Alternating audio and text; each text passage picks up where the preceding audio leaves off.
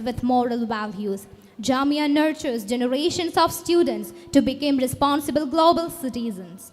We take pride and welcome you all to the Jamia International Conference.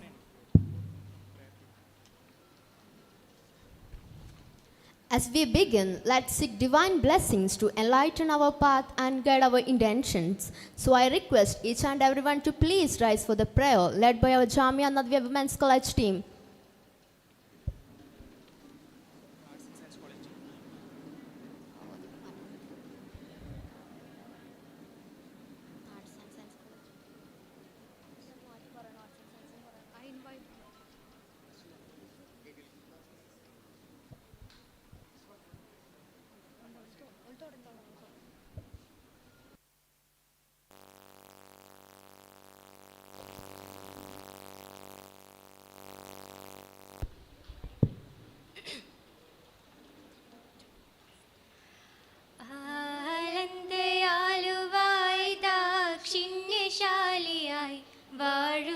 വാഴുന്നോരീശ്വരൻ തിരുനാമത്തിൽ നിഖില ലോകങ്ങൾക്കുമേകരക്ഷകനാകും അഖിലേശ്വരനല്ലയോ സകല സ്തുതിയും അഖിലേശ്വരനല്ലയോ സകല സ്തുതിയും പരമകാരുണ്യവാൻ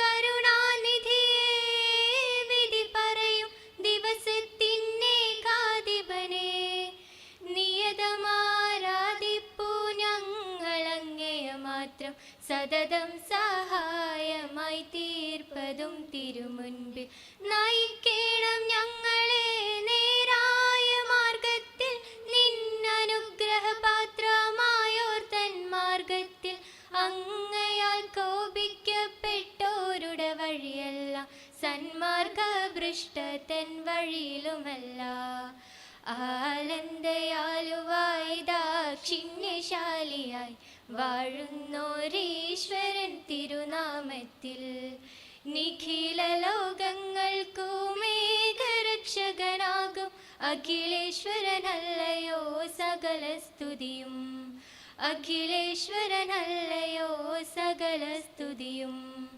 അഖിലേശ്വരനല്ലയോ സകല സ്തുതിയും. Thank you, team. The first step towards every successful event begins with a heartfelt welcome. To extend a cordial welcome to all our eminent guests and delegates, let's invite Dr. Sidi Koya, the principal of Jamia Nadwiyya Arts and Science College, to deliver the welcome address. So please. Assalamu alaikum wa rahmatullah. Good morning, one and all. Dignitaries on and off the dais. It is a great pleasure to stand in front of you on this auspicious occasion of the inaugural session of the International Conference on Transcending Boundaries in Higher Education. Here, this program is organized by JNE in collaboration with the Kerala and equipped with state-of-the-art facilities and also the skillful teachers and also the skillful environment. So the educational ecosystem is to be totally changed. The students may get a chance to collaborate with other institutions. For example, at least in colleges like ours, we have to collaborate to certain autonomous colleges or NITs or IMMs or even IISc in Bangalore. Because the students have to be exposed well what all things are going on in the field of education, how the research is going on. So the collaboration and also the digitalization, skillful education and research and publications. Now UGC lay emphasis, strong emphasis on research and publications. The publications too must be in highly impacted journals, Scopus indexed journals, or Web of Science indexed journals. So in India, the number of publications are there, starting from 20 to 25, more than 6 lakh 8,864 papers were published. That was the global record ahead of United States and UK and also China, the academic superpowers. Still, we are standing third in the research outcome, but at the same time, in the H index, we are on the 19th stage. So we have to move far, and we have to produce high quality papers without any kind of copying or plagiarism and all in the field of this research.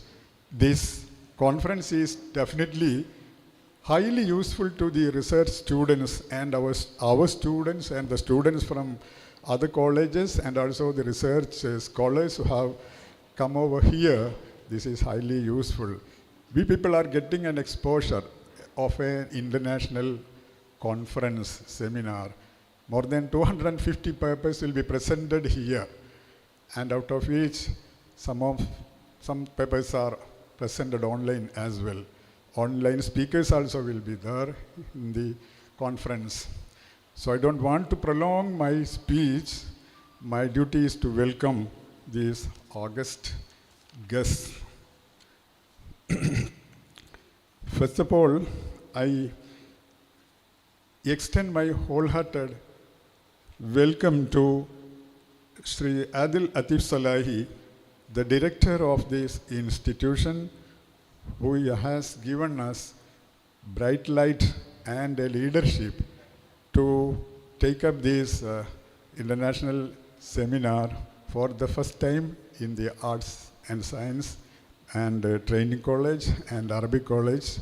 These are the three institutions that are participated in this conference in Jaini.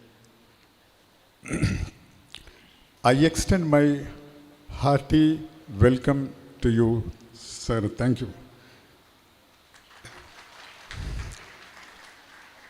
Next is to welcome our guest of honor, Honorable Professor Dr. Muhammad Sattar Rasool, Faculty of Education and former head of STEM Enculturation and Research Center, coordinator of TVET programs, the National University of Malaysia. Sir is a world-renowned educationist and a vocational instructor and a very good educationist, and also he has worked in the field of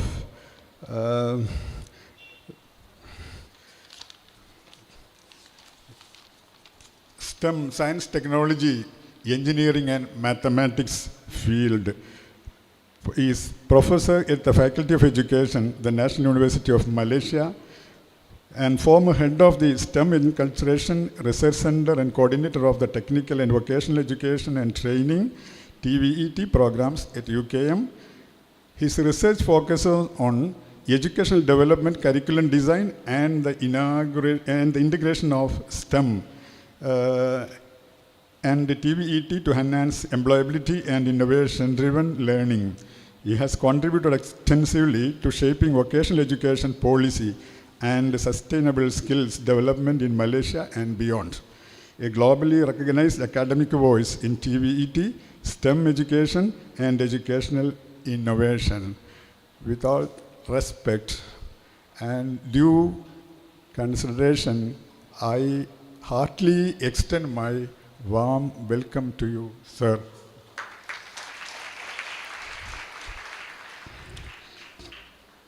Next, our guest of honor, Honorable T.P. Abdullah Koyam Madani, Chairman, Board of Trustee, JNE, Kerala.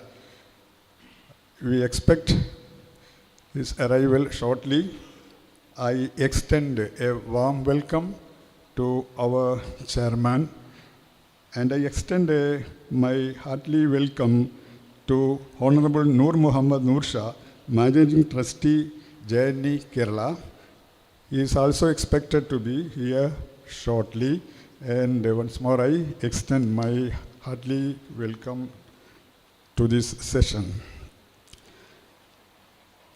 Then I extend my hearty welcome to Professor Jessie Abraham, Dean, Faculty of Education, Jamia MILLIA ISLAMIA, New Delhi.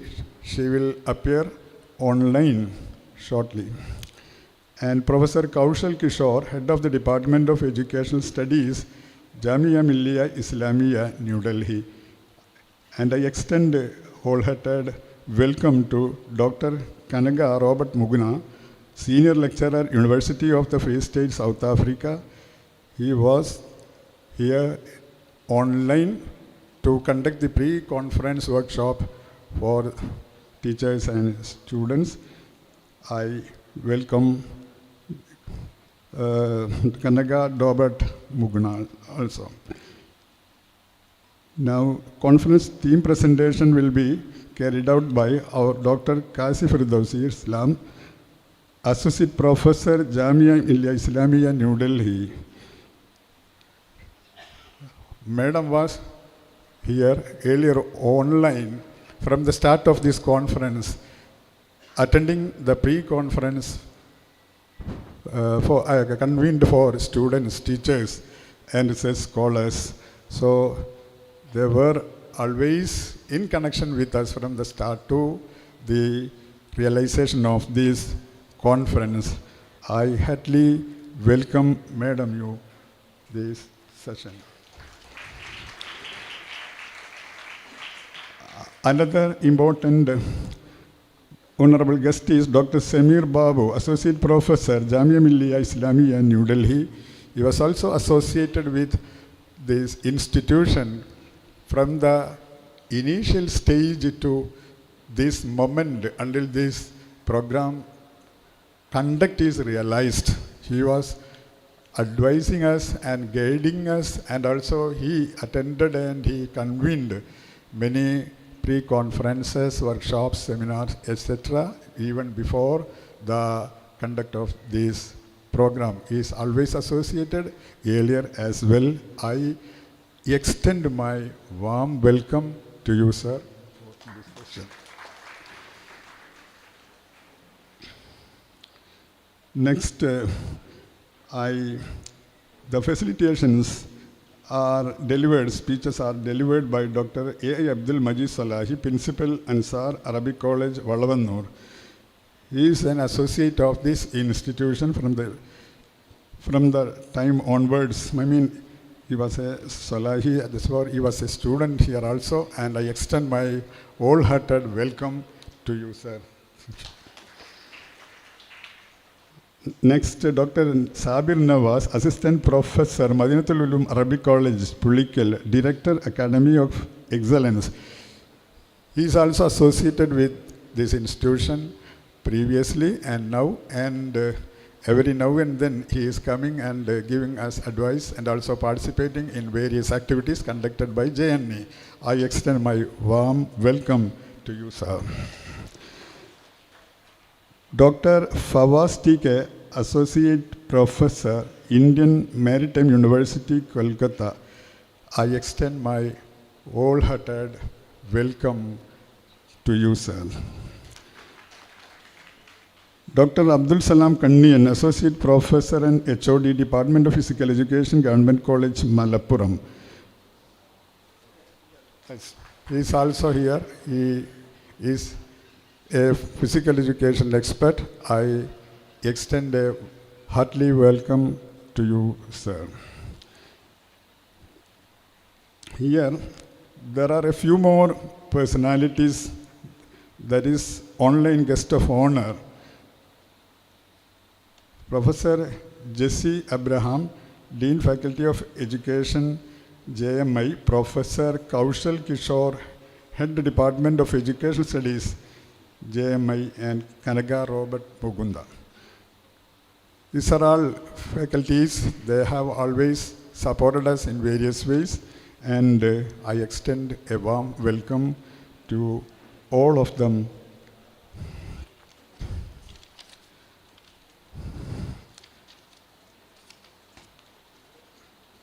Next, I welcome all the trust board members, our Professor Abdul Aziz sir, and other trust board members who are on the dais and off the dais, and Dr. Wazil, Chief Academic Coordinator. He is spent much effort from the time its initiative was taken from the last moment until this program was realized, and also the IQSC coordinators of the various departments, all other delegates I welcome to this session, chairpersons and coordinators of different sessions, research scholars, and journey staff and students, volunteers and other supportive staff. I welcome you all to this session once more, and the dignitaries as well. I heartily welcome to you all. Thank you very much. Thank you, sir, for those gracious words that beautifully set the tone for today's conference. Next, I welcome Dr. Qazi Firdausi Islam for a token of love.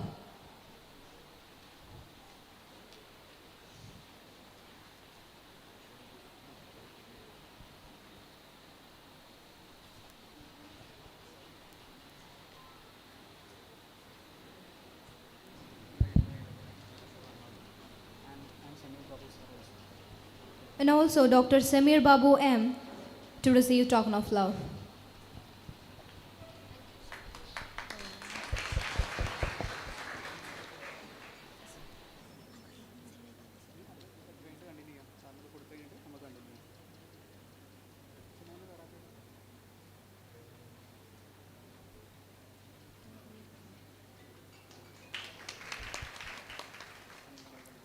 Thank you. Great leaders don't just build institutions, they build dreams, values, and visions that last forever. With these words, let's invite Mr. Adil Atif Solahi, the director of Jamia Nadwiyya, to deliver the presidential address. Sir, please.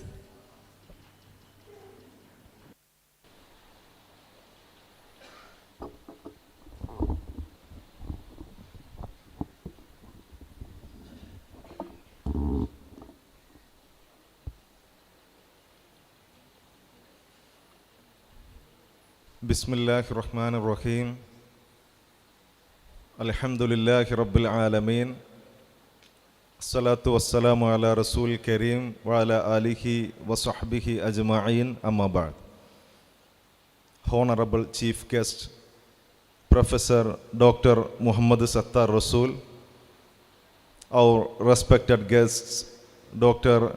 Qazi Firdausi Islam, Dr. Samir Babu, our distinguished partners from the University of the Free State, Jamia MILLIA ISLAMIA, and the Kerala State Higher Education Council, respected principals, scholars, and dear students, Assalamu alaikum wa rahmatullahi wa barakatuh. Good morning all.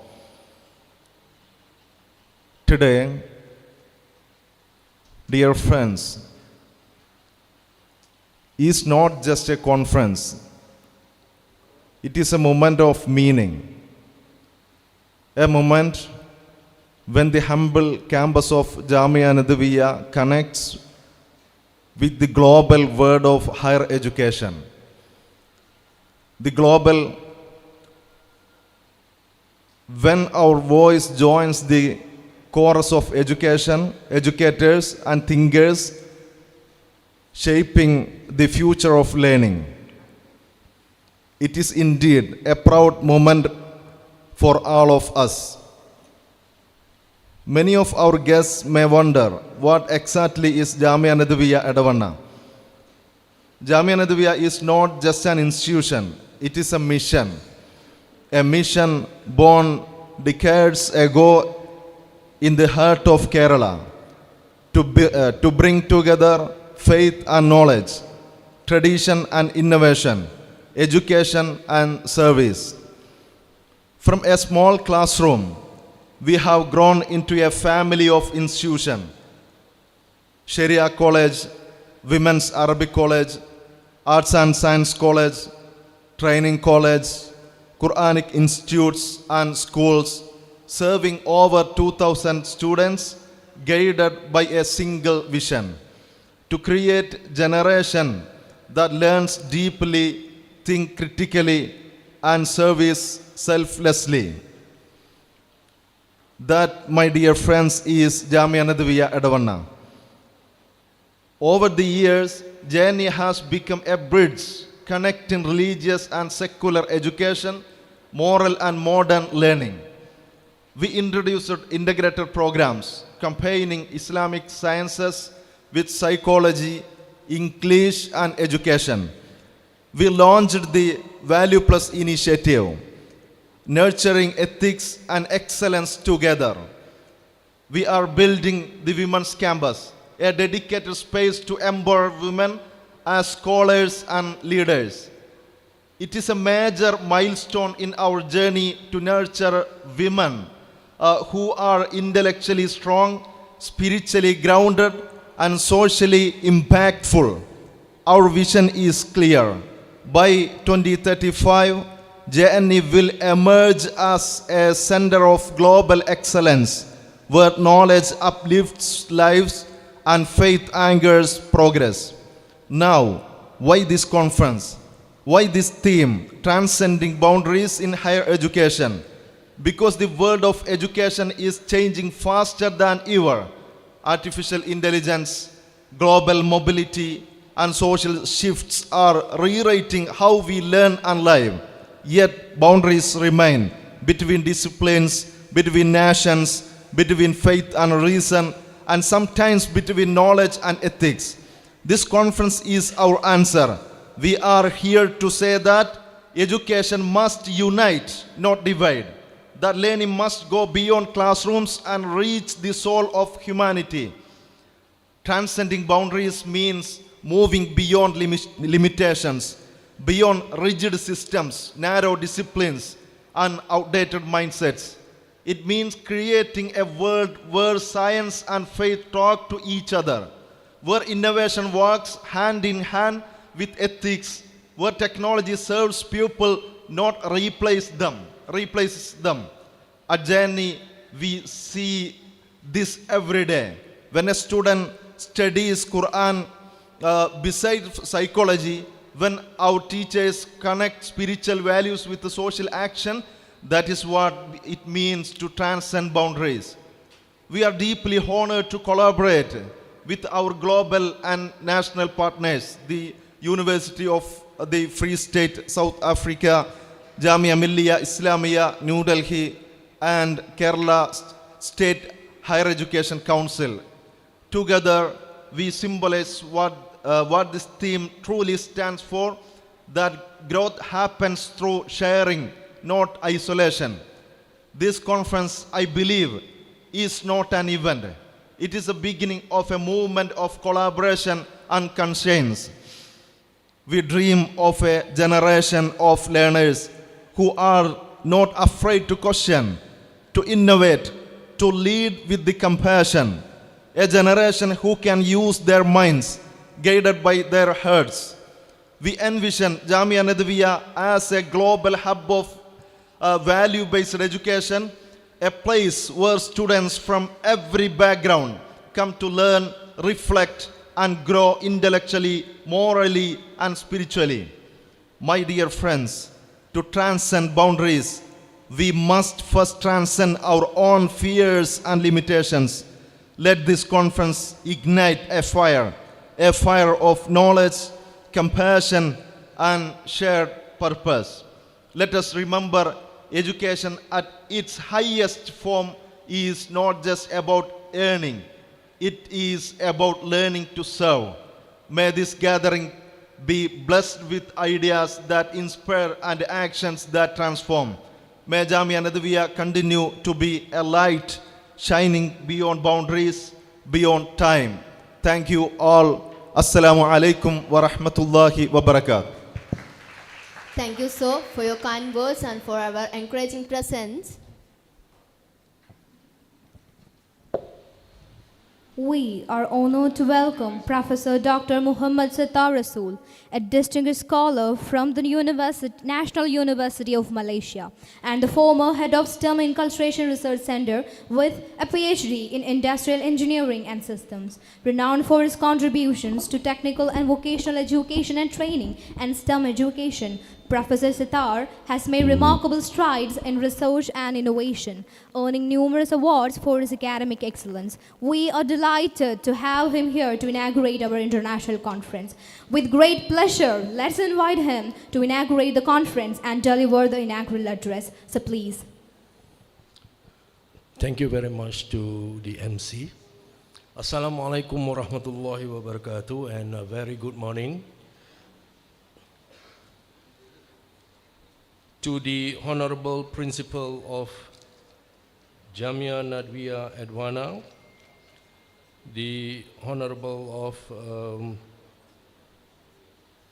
Director of the Jamia Nadwiyya Edavanna, distinguished guests, esteemed speakers, dedicated organizers, and most importantly, fellow pioneers and participants. Forgive me if I did not address it very well, okay? But what I would like to say here, first of all, I would like to say thank you so much, and I've been so appreciated to be invited for this international conference. And the International Conference of Transcending Boundaries in Higher Education, Reimagining Disciplines, Policies, Innovations, and Global Challenges.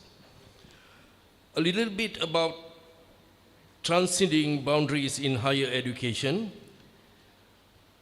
Under the powerful banner of Reimagining Disciplines, Policies, Innovation, and Global Challenges, I would like audience, distinguished guests, to understand a little bit more before we go further for the keynote speakers and also speakers and some other sessions. Our journey begins by reimagining principles or disciplines. So we cannot work in silo of the solitary expert in luxury we can no longer afford. The most profound insights are no longer found solely within biology and economics or literature, but in the vibrant of intersections between them. So meaning that the future belongs to computational biologies, the philosophical economies, and the artists and engineers is no more separated. It's transdisciplinary. We must create curricula and research agendas that are fluid and collaborations, where students of a public health and such seamlessly learn the data science and philosophy on informed ethics of AI. We are not erasing disciplines, we are connecting them into a network of a greater intellectual power. So this is all about transcending boundaries in higher education.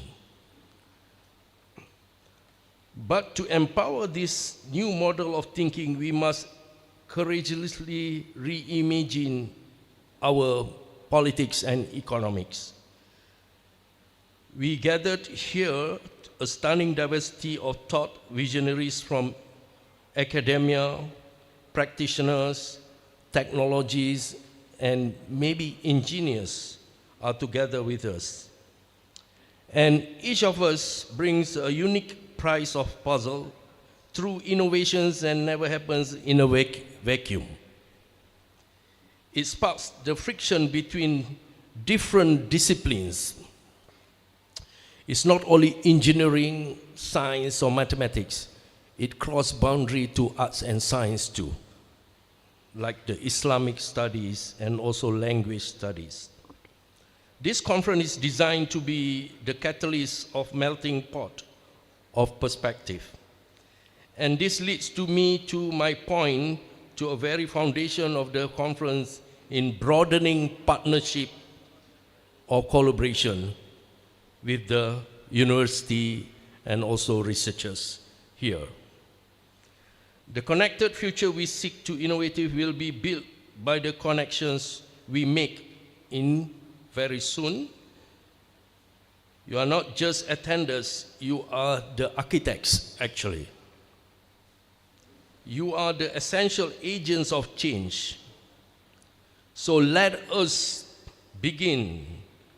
Be bold in our thinking, generous in our collaborations, and relentless in our pursuit of impact. Let us leave here not just with new knowledge, but with new partners and new resolve, and a clear plan to build the brighter, more connected future together. With that, thank you very much. Thank you, sir, for gracing this occasion with your presence and enlightening words.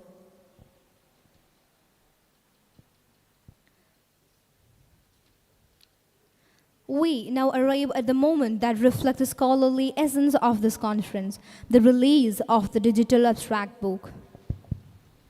This compilation is not merely a collection of abstracts, but a repository of ideas, innovations, and intellectual exploration contributed by academicians from various parts of the world. We now request our esteemed guest, Dr. Qazi Firdausi Islam, to kindly proceed with the formal release of the digital abstract book. Ma'am, please.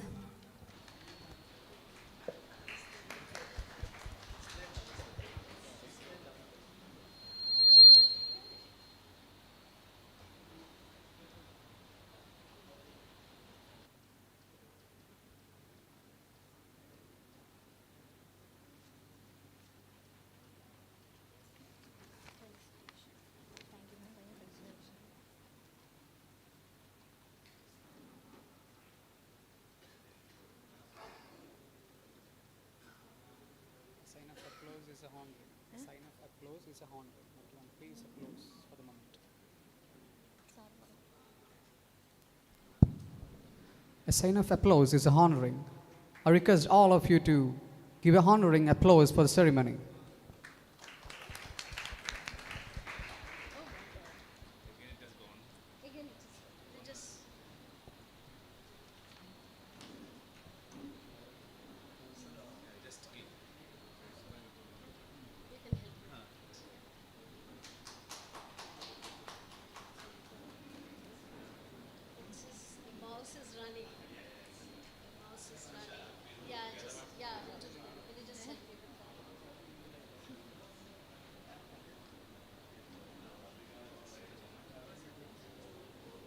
Good things take time. So let's wait. Patience is a virtue. This is it. That's it. Congratulations, Jamia Nadwiyya. And may this continue. My best wishes remain for that. Thank you, ma'am, for unveiling. Happy reading to the extracts. Thank you, ma'am, for unveiling this significant compilation that symbolizes the academic spirit and depth of this international gathering. Thank you, ma'am. We are privileged to have among us eminent personalities whose contribution continue to inspire generations of learners. First of all, I would like to welcome Dr. Abdul Majid Swalahi, Principal of Ansar Arabic College, Kerala, to deliver felicitation address.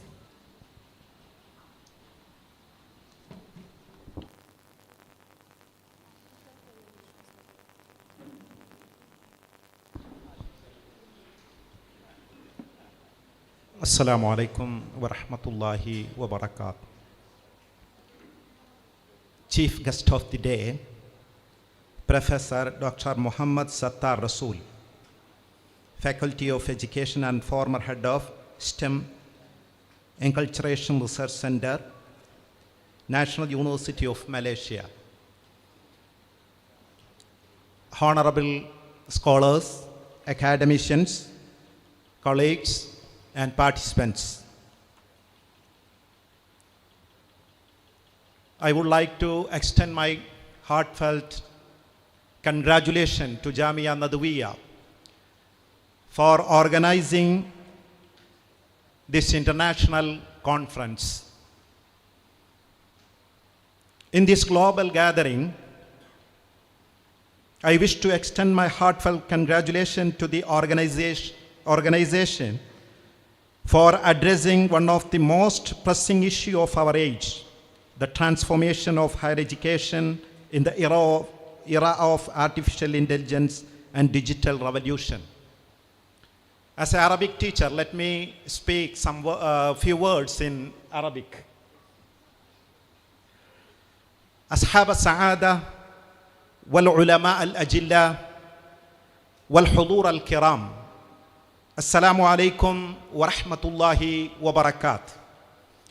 إنه لا يسعدني ويشرفني أن نهنئ الجامعة الندوية بكيرلا الهند على تنظيم هذا المؤتمر العلمي الدولي الرائد تحت شعار بليغ وعميق: تجاوز الحدود في التعليم العالي، إعادة تصور التخصصات والسياسات والابتكارات والتحديات العالمية.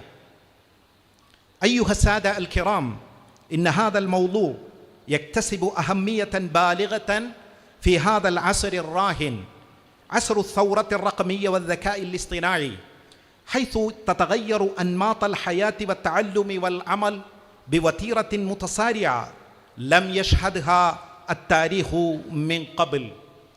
جيلنا الجديد اليوم يطلب علما وخبرة تهديه إلى مستقبل زاهر، لا يكتفي بالمعلومات النظرية، بل يبحث عن تجربة معرفية حية داخل القاعة الدراسية وخارجها، مستفيدا من أجهزته وتقنياته للوصول إلى المعرفة أبعد من حدود المناهج التقليدية.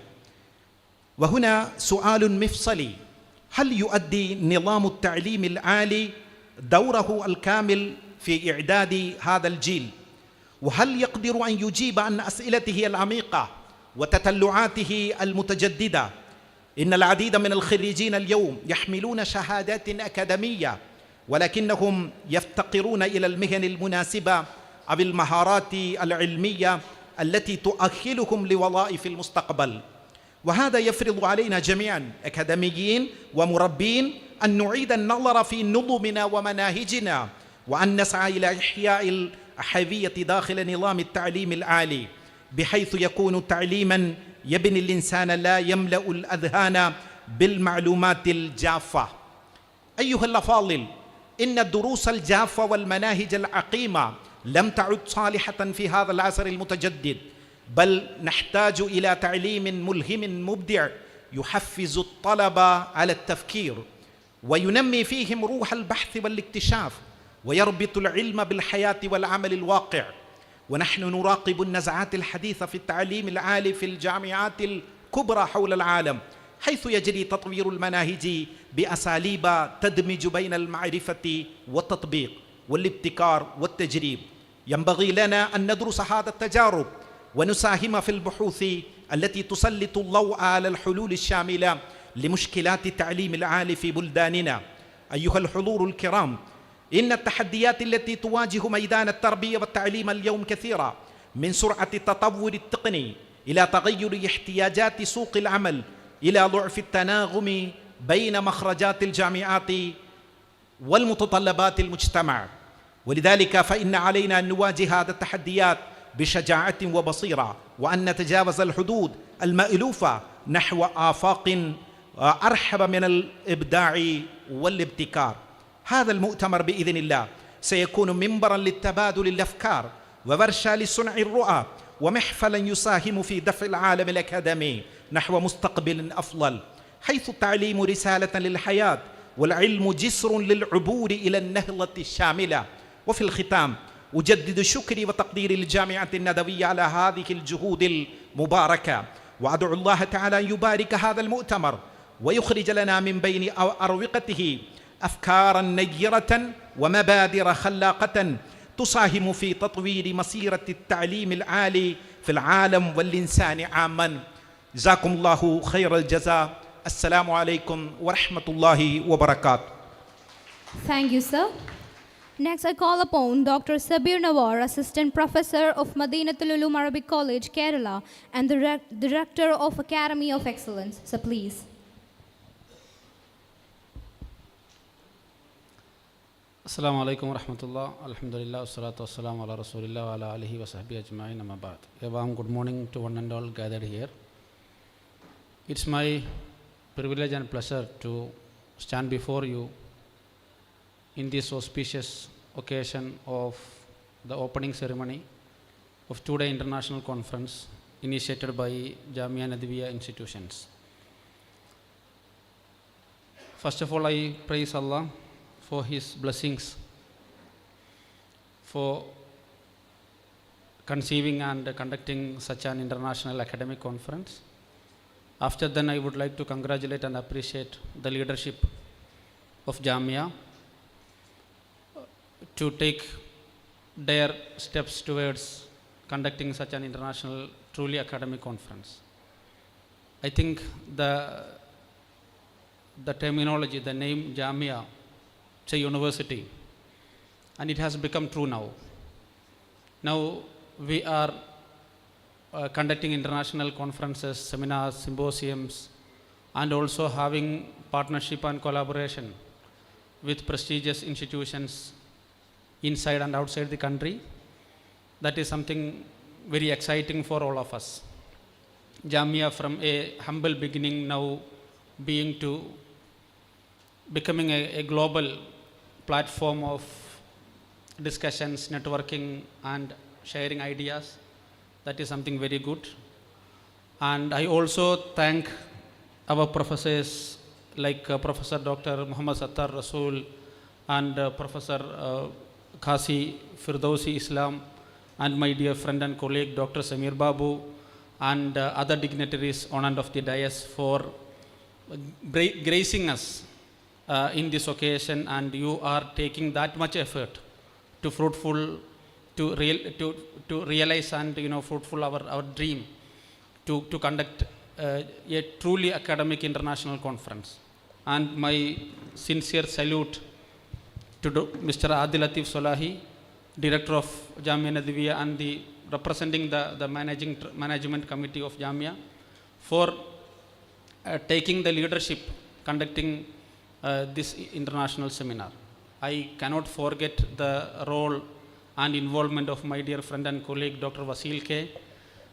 For initiating this idea and shaping the layout, and finally conducting this two-day international discussion. And his knowledge, expertise, and I think the network. I think internet is not the biggest network in the world. The biggest network in the world is the Aligarh network. You Aligarhians, wherever you are connected to each other. You are ready to support each other. You are ready to share your expertise and knowledge, and that is really happening here in Jamia. JNE is now coming close to JNU. That is really happening here in Edavanna. It was the real dream of our great father of our nation, Mahatma Gandhi. The revolution, the development, the education should start in the remote villages of India. The earlier education initiative started in the metro cities like Calcutta, Delhi, and other cities. Now you can see the education revolutions happening in the remote villages of India. And you can see the participation of women and girls. That is that much visible that, in the formation of our society, in the future of our success, the role of women cannot be denied or neglected. And we don't want to talk about women empowerment nowadays. I think we have to talk about the male empowerment. We people are being marginalized by the overwhelming response or participation of women part of our society. I congratulate all the students and researchers, professors, faculties for coming and gathering here and taking benefit of this conference. What is the benefit out of the conference? Your parents may be complaining that the classes being cut, major academic portions are being stopped, nothing is happening in colleges, everyone is running behind conference. Education is not confined in the four walls of classrooms. The real education happens here in conferences. Education is nothing than publication or research. Research has become the new address, new norm of education. Then I suggest all students associated to Jamia to take benefits out of this two-day conference. You have to seriously listen, learn, and question the speakers and have debates with them and have healthy discussion with them and learn more and more. That has to be your assignment to be done during these two-day conferences. I don't want to prolong my speech. Research, without research you cannot go ahead in education. Education is research, education is publication. No one will ask you what are your qualifications. Nobody will bother about your paper qualifications. People will be asking about your research background, your area of interest, your specialization. Otherwise you cannot excel or you cannot succeed in the field of education in the near future. Then be serious in education.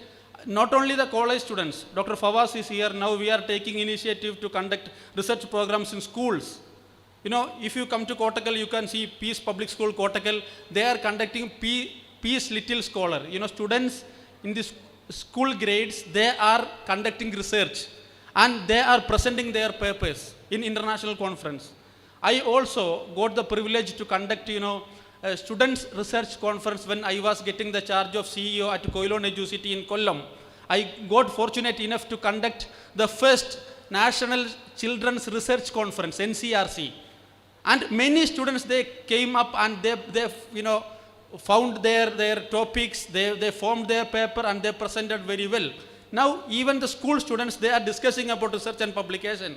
We in the higher education, it is our duty, it is our mandatory duty to come forward with research and publication. By these words, I conclude my speech and hearty congratulations once again to all organizers behind this successful conference. Thank you so much. Jazakumullahu khairan. Barakallahu fikum. Thank you, sir. I now invite Dr. Fawaz TK, the Associate Professor of Indian Maritime University, Kolkata, to deliver the felicitation address. Sir, please.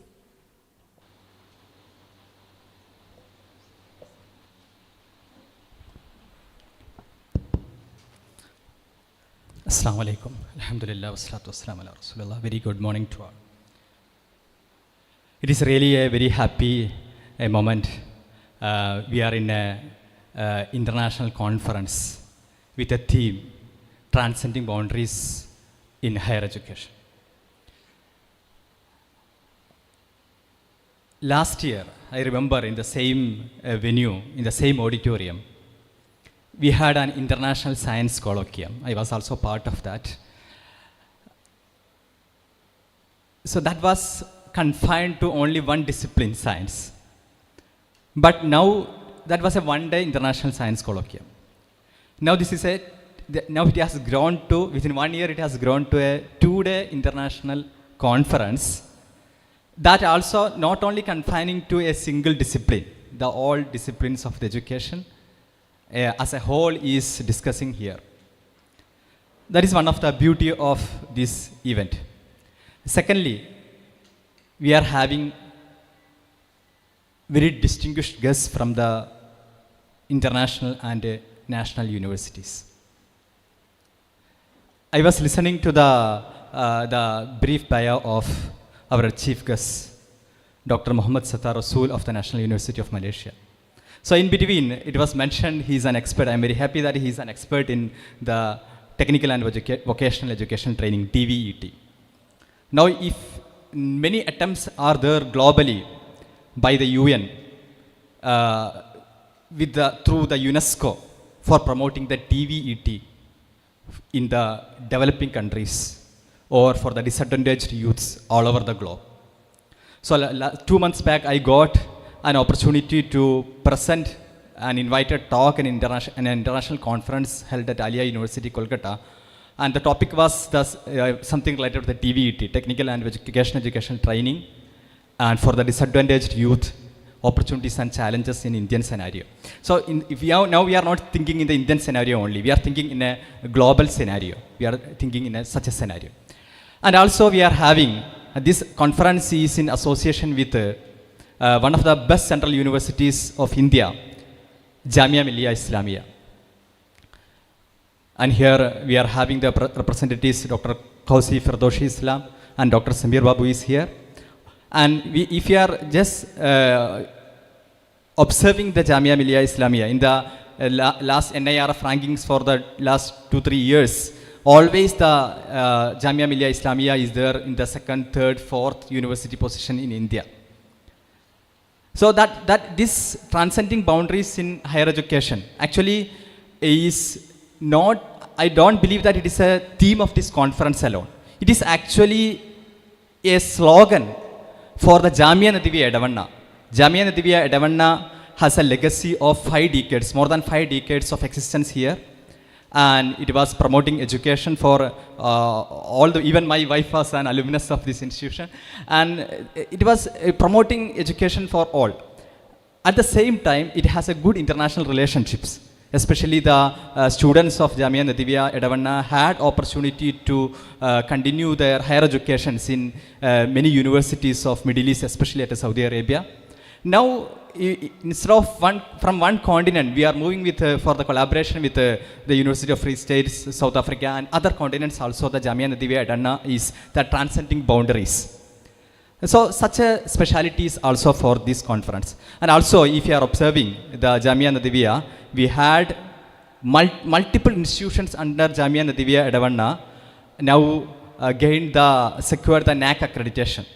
It is a very glad news.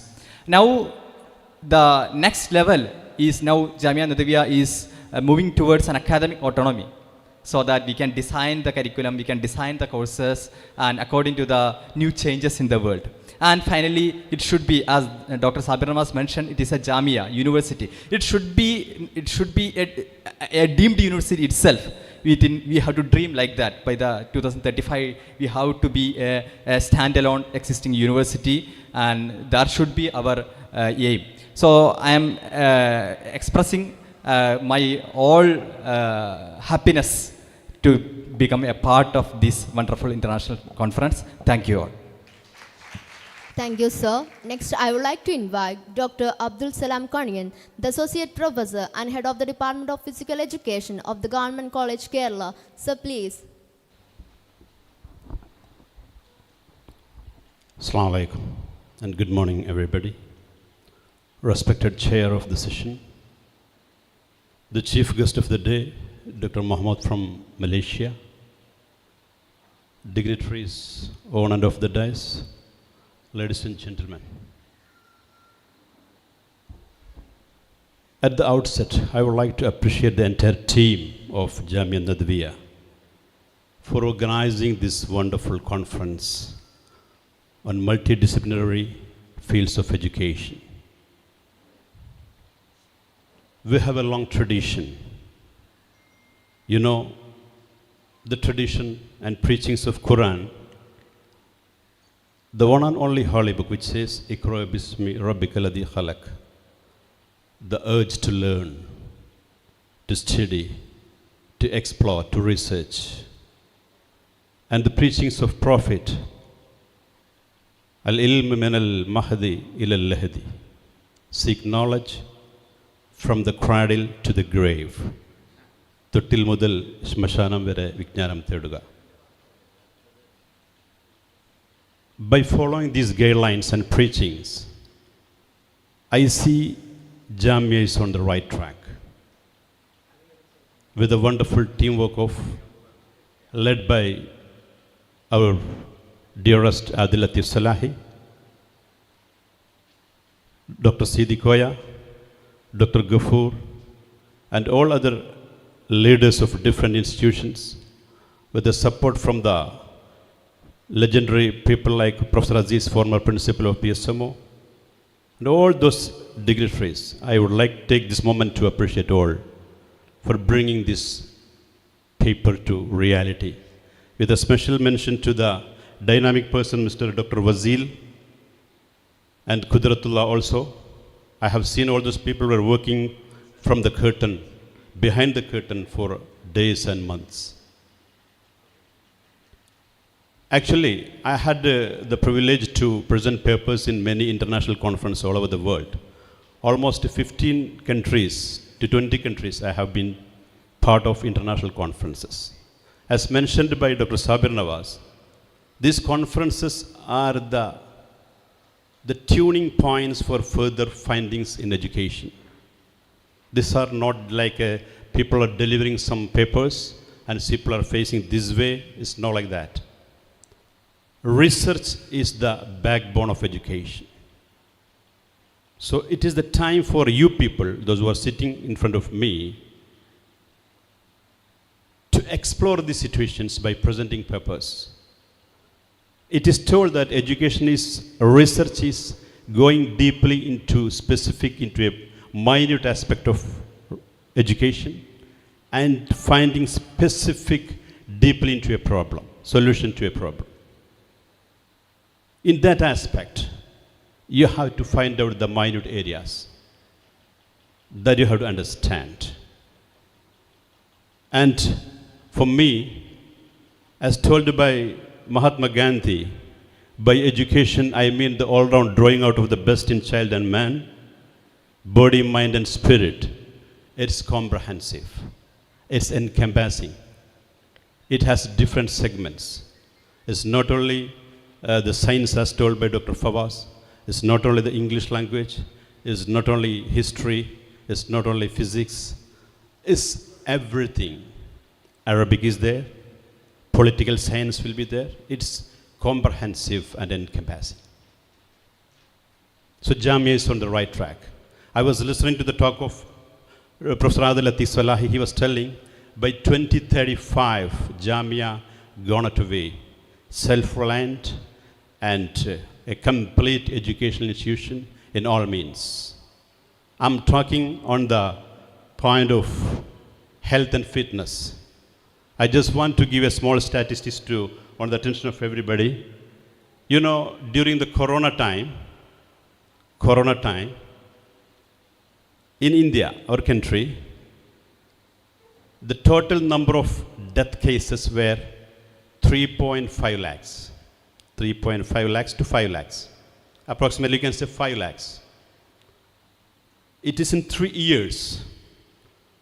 But due to lifestyle diseases, including cardiac arrest and all other kind of such diseases, heart failures and stroke and those such kind of lifestyle diseases, every year in India, 15 lakhs of deaths are happening. 15 lakhs, 1.5 million. So we have to have the concept of health and fitness also, on which I am talking in behalf. So we have to have, as mentioned by, we need a comprehensive health and fitness center in Jamia. It's from the rector, from the director to the last gate man. He has to utilize the entire population of this campus should utilize that health and fitness center to build their health. Because you have the concept of biological age is there. If you are 50 years old or 60 years of age, you can bring down your age to 30 by modifying your fitness level. This is a new finding. There is a talk like Cristiano Ronaldo. You may be knowing about him. His chronological age is 41, but his biological age is 30 or 25. You can understand it very easily. So this kind of comprehensive element should be added to the Jamia campus to make it the real point of education. And I appreciate once again the leaders who brought this conference into reality. And I thank the organizing committee for giving me a chance to address and felicitate. Thank you very much. Thank you, sir. May I now invite all our esteemed dignitaries on stage to kindly take their seats in the audience as we proceed to the address by the guest of honor who will be joining us virtually. All of you please come down.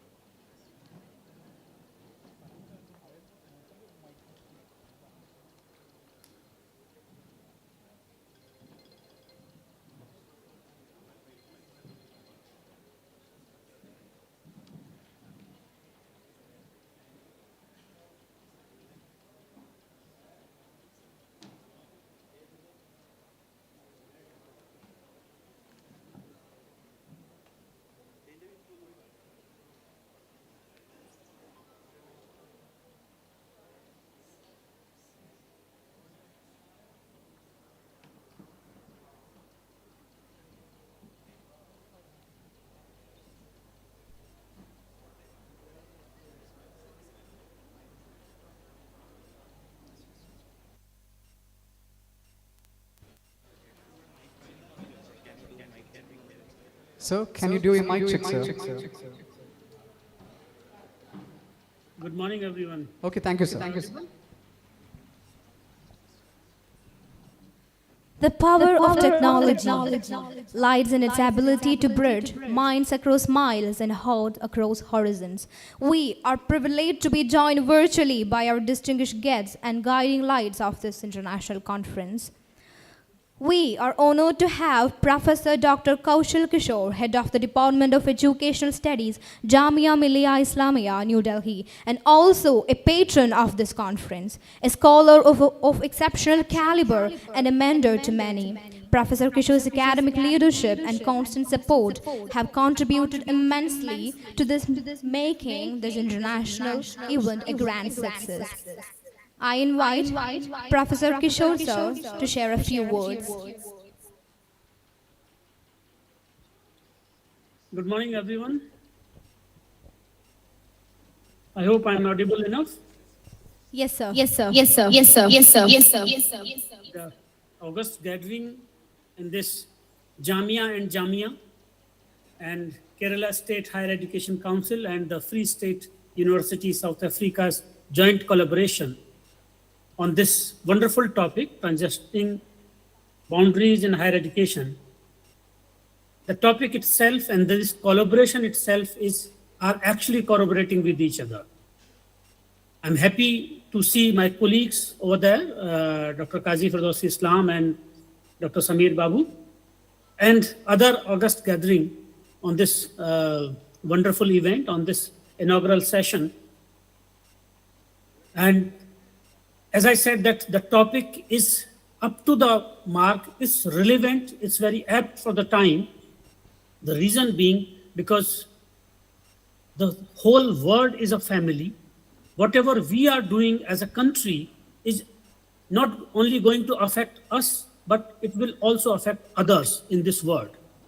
If one country is polluting more, it's not harming only their citizens, but it is harmful for the whole world. If one country is doing something good, it will spread for the whole world. That's why in Indian philosophy, we talk about Vasudhaiva Kutumbakam, that whole earth is a family. Recently, we hold that G20 conference on the same theme, Vasudhaiva Kutumbakam. This very philosophy of Indian knowledge talks about that the whole world should work like a family. Their problems are common. Their challenges are common, global challenges, whether it's related to environment or it's related to any other things, it's related to peace or something else, they all are common to the whole world. So to fight these challenges or to work ahead together for the welfare of the whole family, this global family, we need to go beyond the boundaries of countries or boundary of policy specific to a particular country. We need to work upon policies which are collaborative in nature, which are beneficial to each and everyone.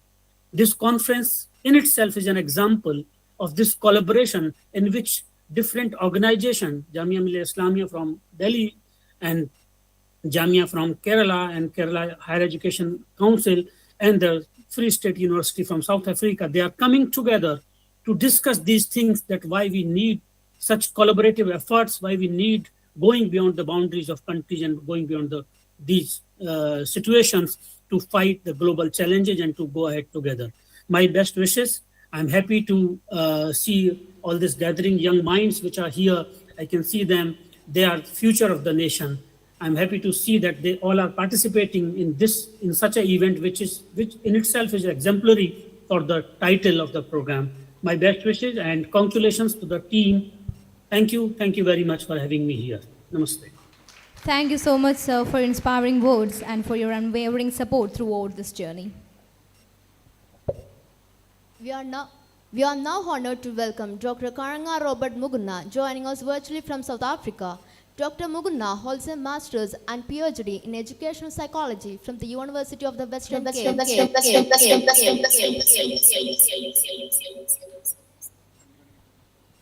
And currently serves as a senior lecturer.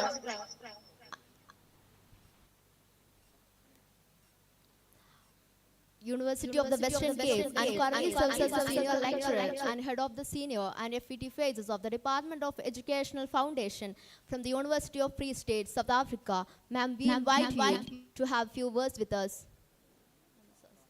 Sorry, sir, we invite you.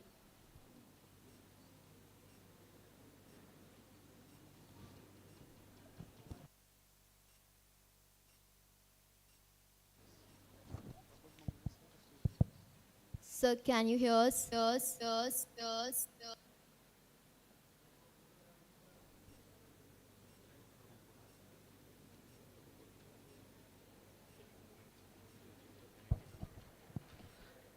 Dr. Mugna, can you hear us, sir?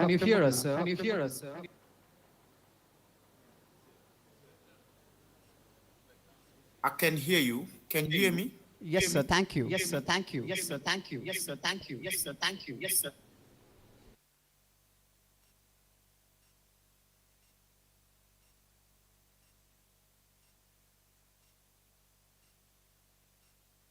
Can I go ahead?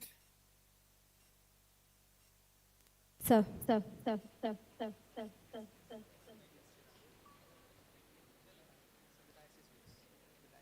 Sir, the dais is yours.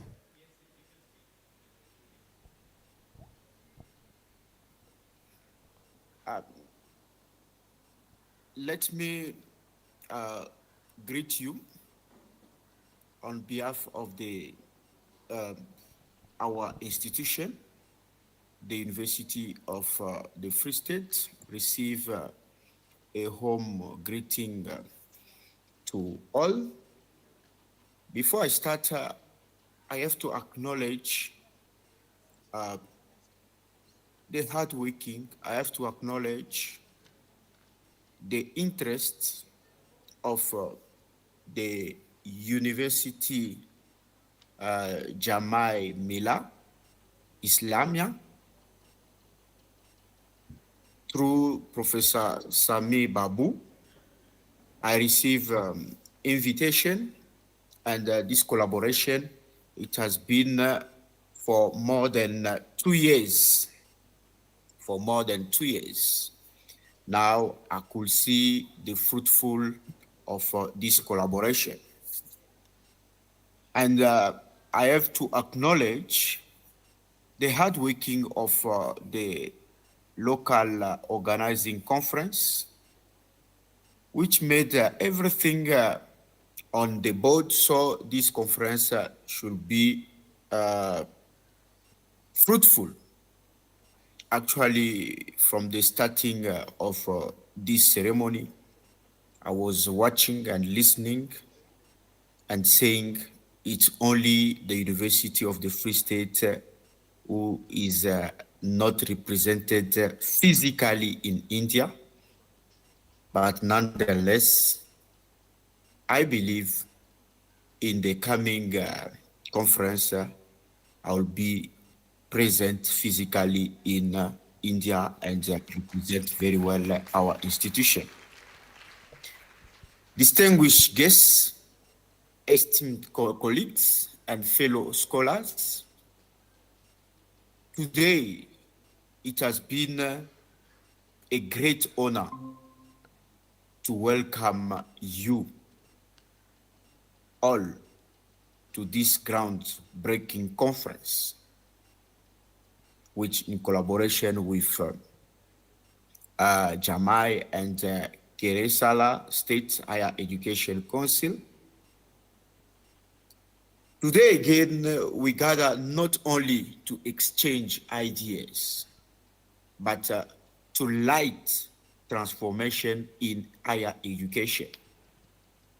By transformation in higher education, I look on the theme and I only cut these keywords: transcending boundary. This keyword, it can challenge us to question limits we have inherited from past generation.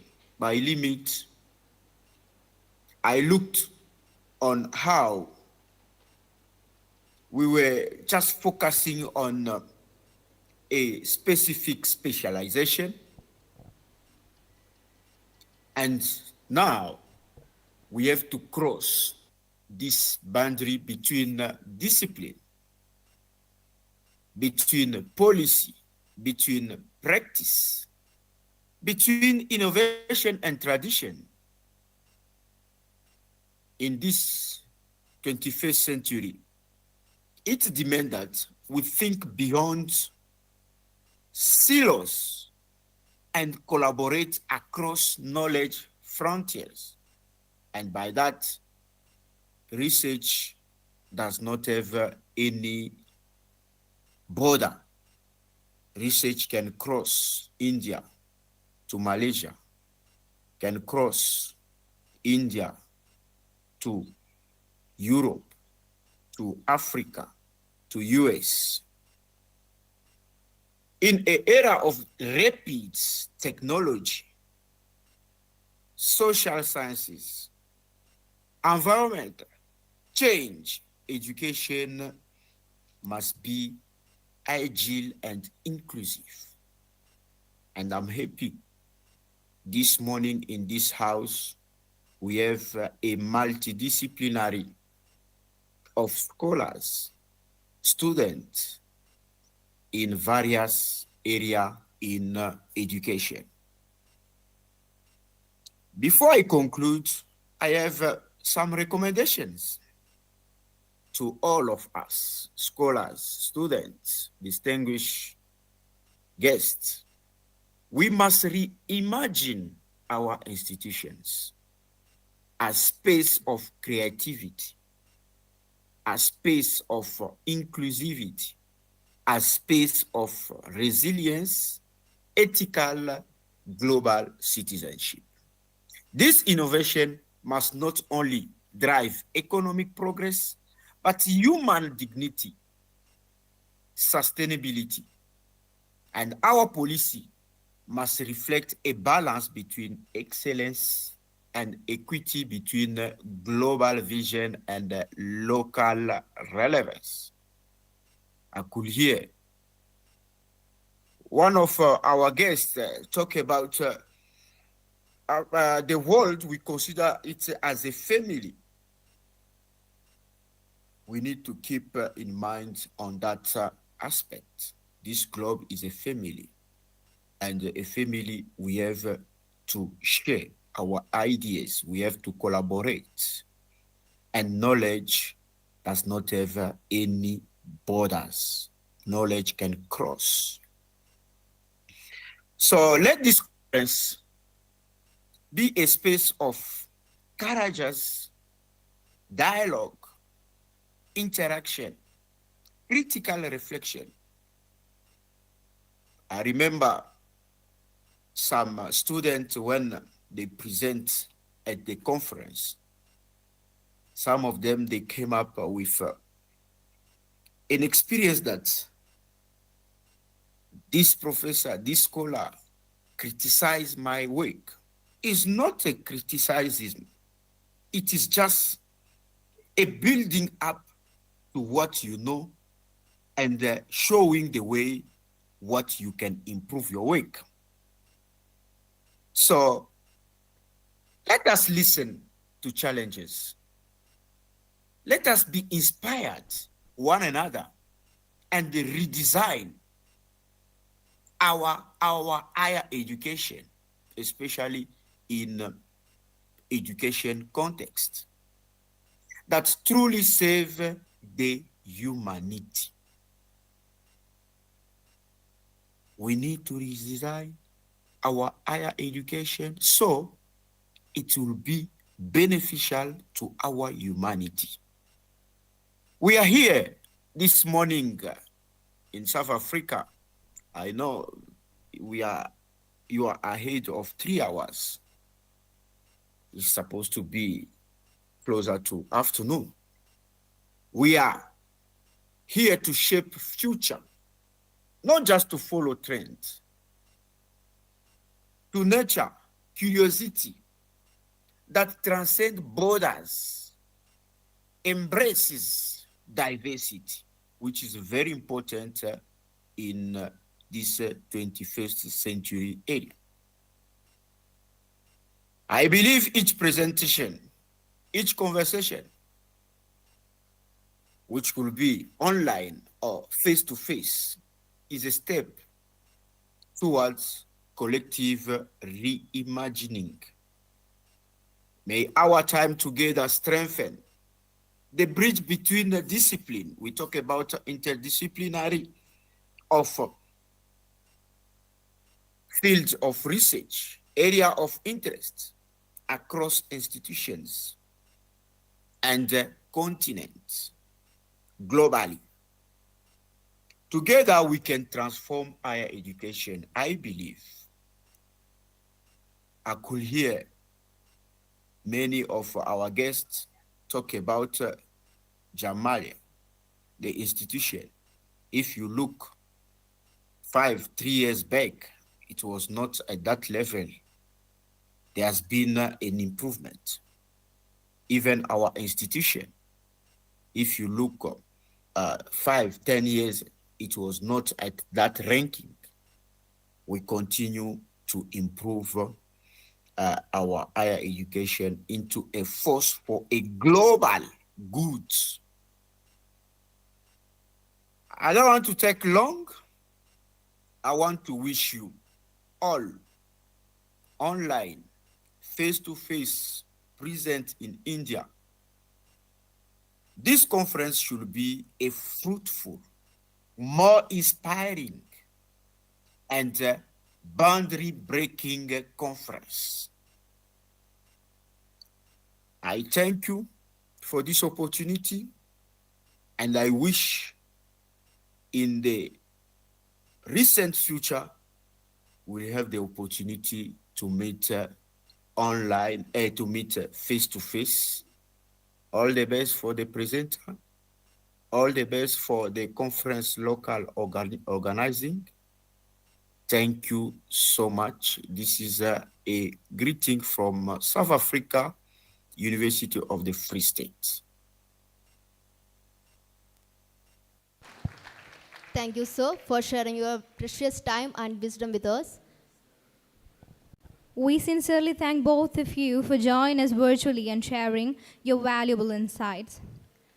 Your presence, though digital, reflects the strength of our global collaboration and the spirit of academia that knows no borders.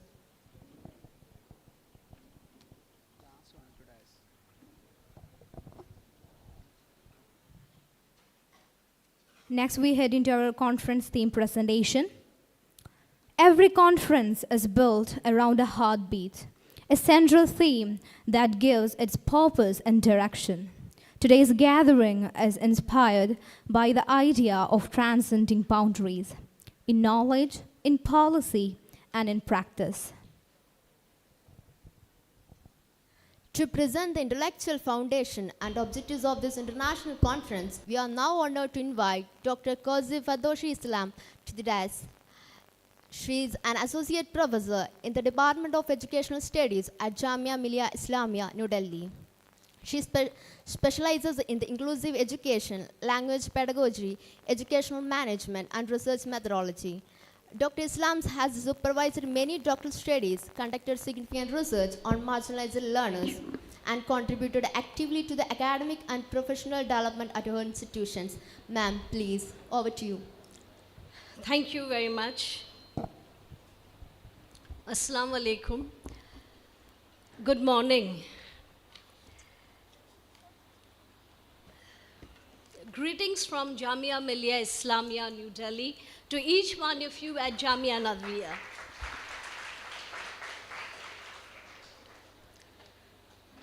Janab Adil Atif Swalehi Sahab, Director Jamia Nadwiyya, our chief guest of the day, Professor Dr. Muhammad Sattar Rasool Sahab, professor from National University of Malaysia, Dr. Siddiq Oya, Principal, JN Arts and Science College,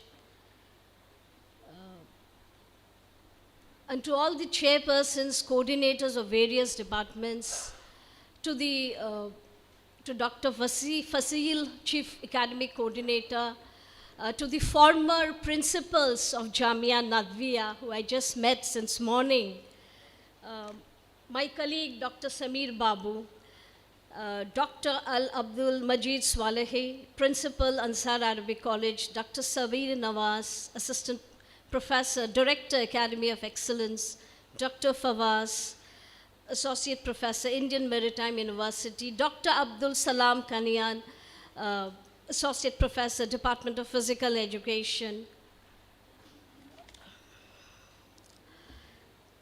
and my dear students of Jamia Nadwiyya. At the outset, let me say, I'm extremely happy and delighted to be a part of your international conference, more so because we have jointly organized it. And I must congratulate the organizers of Jamia Nadwiyya, and you have also been hearing it since morning, that it is a conference on a theme which is very, very dear and should be dear to all of us, because we all are part of this. The first part, Transcending Boundaries in Higher Education, there's a colon or a semicolon, Reimagining Disciplines, Policies, Innovations, and Global Challenges. Let me begin with the second part, because there are two chains of thought here. First, how do we transcend the boundaries of higher education? Second, how do you reimagine? So let me begin with the second part by posing a reflective question. Do we really need to reimagine disciplines between arts, science, commerce, and the different specialized subjects? Simple speak, this is it. When we mean reimagining disciplines, do we really need to change it? Is there a need? And if there is a need, why is the need? Is it because our current education system is not able to deliver our educational goals, the educational output? Is it that? Or because our education systems have failed to rise up to the global challenges? That is one question for all of you, right? And the second part, Transcending Boundaries in Higher Education, rather the first part, you know what it means, transcending education and transcending boundaries in higher education? It actually means education beyond borders. So it actually comes down to, in practice, the new learning for a new future of education.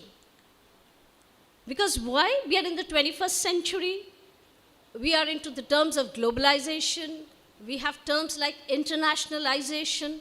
So in such a scenario, I think we might need to consider the reimagining of disciplines, along with that, the policy, the governance, the innovations, but also the challenges we have in the process.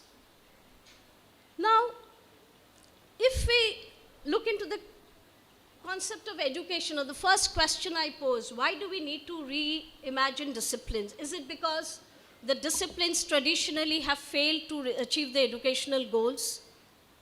Now, let's look at the educational goals. What is the goal of an education, especially in the 21st century?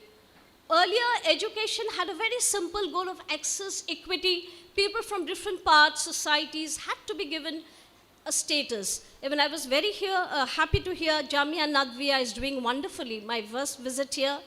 But it is done wonderfully for different sections of society, and I can see it here. Now, but in the 21st century, you know what is the goal of education? It is no longer access and equity. It is the outcome-based education, or we call the OBE.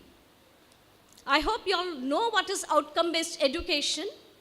It is what we all do in our universities and colleges. This is what you're doing. Outcome-based education is actually the knowledge, skills, the values, the attitudes that you learn in any of your classrooms, in any of the disciplines. And what is important here when we talk of outcome-based, that the knowledge, values, skills that you learn in your classroom, once you complete your degree, don't leave it behind at the college. You have to carry it with you, and the same knowledge, skills, values you need to apply outside in your job, at your homes, in your social interactions, in the marketplaces, in any kind of social gatherings, at a bus stop, anywhere. Because all this kind of education actually means relating it to your life. Okay, that is the goal of education, something which you can relate with your life when you pass out of this college. And we have a concept when we're trying to reimagine disciplines, has it addressed the global challenges or not? We also need to question then, what are the global challenges that face us in the 21st century? Plenty of them, but most of the global challenges, you know, they are uniform. For example, the major global challenge that is facing us in education is climate change. Now, what happens? We need to understand it from this point so that we'll get to know why do we need to reimagine disciplines. Discipline means something, a specific contribution of a body of knowledge. Suppose we say climate change, we will not say that climate change only affects environmentalists. It affects everybody. Lawyers, doctors, teachers, students, all of us. So should we only realize that it is the job of an environmentalist to look after and make policies and come up with solutions? It is not my job, because environmental education is not mine. Now, reimagining discipline would be, how can education as a discipline contribute to that? Do you think education can contribute to environmental education? I'm sure even your college is contributing. We have discussions in class. We create awareness about this. You can come up with policies about the disadvantages of pollution. Similarly, it is not the job of an environmentalist just to talk about the ill effects of pollution. Medical fraternity has to come up with it. Dr. Abdul Salim was talking about physical education. Yes, we need this kind of disciplinary background to understand together. It is not just environmentalists who will work alone here. Similarly, when we talk about another challenge is pandemic, that has also taught us a lot. Now, what do you think we learned from the pandemics? The COVID-19 has perhaps taught us what no other education has taught us is the classrooms. Now, do you think, how do we reimagine disciplines? Do you think COVID only affected the medical fraternity because doctors and nurses were attending to them? Did it not affect all of us? It affected all of us. So how do we reimagine discipline of the medical fraternity there? Only is it the job of the doctors to think about the health? What happened during the pandemic? medical fraternity did the best, but there were any other disciplines which contributed towards greater understanding of the pandemic? Psychology contributed a lot because people were mentally traumatized. They needed counseling. So psychology had to step in and do the role. So that was a disciplinary jump into this. So we had two disciplines working. Do you think education contributed towards the pandemic? Yes or no? My young students, I'm sure the answer would be yes. How? Almost overnight, teachers started thinking of new teaching learning methods to reach out to the students. Earlier, we were never so online. Zoom, Google Classrooms, Google Meet, perhaps we never used them. All of us teachers struggled overnight with these technologies. So technology came into pandemics. So when this pandemics was healed to a certain extent, we depended a lot on the technology to help us reach our students. Counseling came up, health came up. Similarly, environmentalists cried out very loud because they said unhygienic disposal of the COVID after effects in terms of masks, syringes, bottles. And it was destructive to the marine life and others. So we can see from this realities of life, these are realities. COVID just doesn't impact the medical fraternity, it impacted everybody. Similarly, environmental pollution doesn't just impact the environmentalist, it impacts all of us. So this is how we need to reimagine the disciplines. So this gives us an idea that when we are moving into the 21st century, no discipline is specialized, compartmentalized. We have to work in tandem. We have to come up with policies, content, which is overarching one another. Now, another global challenge that we have faced by all the countries is inclusion. Inclusion means one of the greatest diversities in the world is everywhere we can see. The differences in people, not only societal but also hierarchical. The diversity, when we talk, the different people have to be together. Is it only sociological? Do we think only people from different castes and communities have to be together? Or is it also economic? Socially, we must ask them for an education to be together. We give them enrollment to come to school, but that is social inclusion. But what about their inclusion in the medical health? We need to talk to improve their quality of life standards. So medical fraternity comes into it. Then once they get a degree, what about their employment? So economics comes into the picture. So this is how we see one discipline affects the other discipline. And we are currently moving towards the interdisciplinary, more than that, the transdisciplinary. Transdisciplinary means applying our knowledge, values, skills that we learn in our programs, educational programs, to real world solutions. Can we do that? Earlier what it was, we had a disciplinary knowledge and we would only stick to that. But not nowadays, not anymore. You need to reach out, and one probable way of doing is through collaboration. This conference is certainly one trigger to start with where we are thinking about these things. But as we move on, higher levels of collaboration would be needed. And we'll see as we move on, how do we do.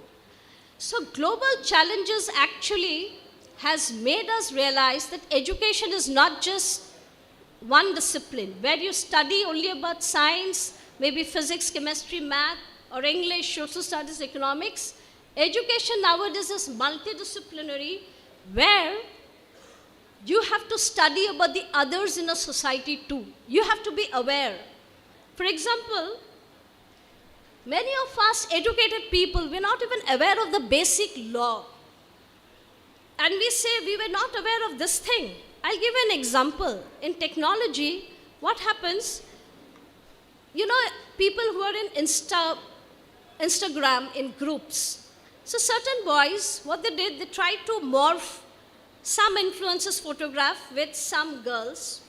What happened? They were ultimately caught. It was a crime, and they said it'll go to the Indian Information Technology Act because it's a crime. But then these were young boys. They said we were not aware. Nobody told us. We did it for fun. So this proves that and these were students from a very good discipline. So disciplinary knowledge, this doesn't help. You have to have basics information about the other disciplines. So we are moving towards the transdisciplinary knowledge. Now, let's come into the context of India, okay? In the Indian context, okay, I'll go for the second one. In India, we are against a backdrop of a new education policy, which is known as the Social Transformation Policy, NEP 2020. Now, this policy is one of a policy of its kind because it talks of multidisciplinary education, flexibility. Now, the question that I have put up here, do you think in the context of India, Indian higher education can transcend international boundaries? Do we think so we can do it with our knowledge, with our structure, with our pedagogy, with our curriculum? Do we think we can make a presence in the international sector? Indians going abroad, they're doing very well. Internationalization, we talk about. But do we think our curriculum, our pedagogy, our methods of teaching can attract universities or students from abroad to come to us? I was listening, that was very good that students from international countries have come to Jamia Nadwiyya. This is indeed wonderful because that is the kind of internationalization we require. Now, just when we still imagine disciplines in India, the policies, that how do we reimagine existing policies, the challenges? Let's look into the context of Indian higher education. In Indian higher education, the Indians have the second largest enrollment ratio in the world, just after China. Most of us Indians are in higher education. China has 48.36 million in higher education. In India, we are 48.26 million, second largest. We are way ahead of USA, Canada, UK. But then what are we concerned with? Quality and inclusion. We have a high rate of graduates, but are we getting the employment? So what do you think our NEP policy has talked about? It has talked about two major things: lifelong learning and a culture of entrepreneurship. That you should be an entrepreneur. Create employment rather than seek employment. And India is the startup capital of the world. So, lot of scope for innovation, research collaboration. But the point is, we need to be critical. Is our youth ready for it? Now, any education that you take, any discipline, okay, because nowadays it's interdisciplinary and transdisciplinary, where people from different disciplines will work together to solve common problems. The first major cases is in environmental sciences, where to protect our lakes, monuments, mountains, the geology, education has to come forward, the medical sciences have to come forward, geology has to come forward and plan out. It is a challenge. We may think, how is this possible? Yes, these are challenges, but we need to do it because that's what the world is doing. Why? Because the world, if you look into the UNESCO framework of education, it talks about 4 pillars of education. All educational output should have 4 pillars. Without that, no education is complete, be it in any discipline. Forget transdisciplinary. Even in your specific discipline, the narrow compartmentalization of any specific discipline. The 4 pillars, the first thing they talked about is learning to know, then learning to be, learning to do, and learning to live together. So learning to know is, you must know your disciplinary background very well. Be very good, powerful learners and learn to apply them. You should know your area, your specialized area like the back of your hand. So be a curious learner. Learning to be. Be means your cultural identity, your sense of being, your existence. So learning to be recognizes the human rights of everybody. Just because you are uniquely different from everybody, you be the way you are. You have an individual right. The human rights are there. So learning to be comfortable in your own skin. You don't need to imitate others. Now we don't need to imitate the West, learn from their philosophy. Our Indian tradition, Indian philosophy is very good. And that is why NEP talks about the local culture and context. What may work very well in Kerala may not work in Delhi. What works in Kashmir may not work in Bengal. So the local context is very important. Unless we look into the local context and plan for them, no real development can take place. See, in technology, what we do, we use it so much, all the time we're in the phone, but perhaps we do not even know the name of our neighbor. But we all will know the name of the President of USA. Isn't it? So where is the local context? Where is the local connect? We need to connect, so learning to do. This is what the pillar of education is saying. Mere rhetoric, mere talking will not do anything. You need to do it, practice. Even if it is small, but it has to be impactful. So all education must be that. Then learning to live together. This is the most important aspect of any pillar of education, any discipline that you're a part of. Why? Because we are marching towards a globalized society, inclusive society. People are bound to be different. We can't expect everybody to be like us. Imagine if everybody is like us, life would be so boring. This uniqueness, this differences is what makes life fascinating. So learning to live together, because we all have unique personalities, we all have different cultural context, different faiths. So the point is learning to live in harmony. So education should teach you that. So you should become a cultivated, creative thinking human being. And most importantly, UNESCO also talked about 21st century learning. So there are 12 skills, right from media literacy to socio-emotional skills to communication. So all the skill-based education is important. So in any discipline you get it, it is important for you. The point is not just to have a degree and get a job. That's a very, very narrow definition of education. But still, it's a very powerful one because education also has to be economically linked. We get a degree and it does nothing because we cannot survive otherwise. Okay? Education has to give us dignified subsistence. This is what Mahatma Gandhi had also talked about. Now, next, NEP core principles. Multidisciplinarity, flexibility, holistic education means we teach our students values also. Any kind of education, that's why you see engineering and sciences have also talked about value education, value building. Because any education, just having mechanistic, routine kind of learning does no good to society. You will be very, very individualist. It is like I will know the name of the President of USA, but I will not go and help my neighbor. I'm educated, I know, but I'm creating nuisance for my neighbor. What kind of education is that? That will not make us sustainable. 21st century education is about sustainable living.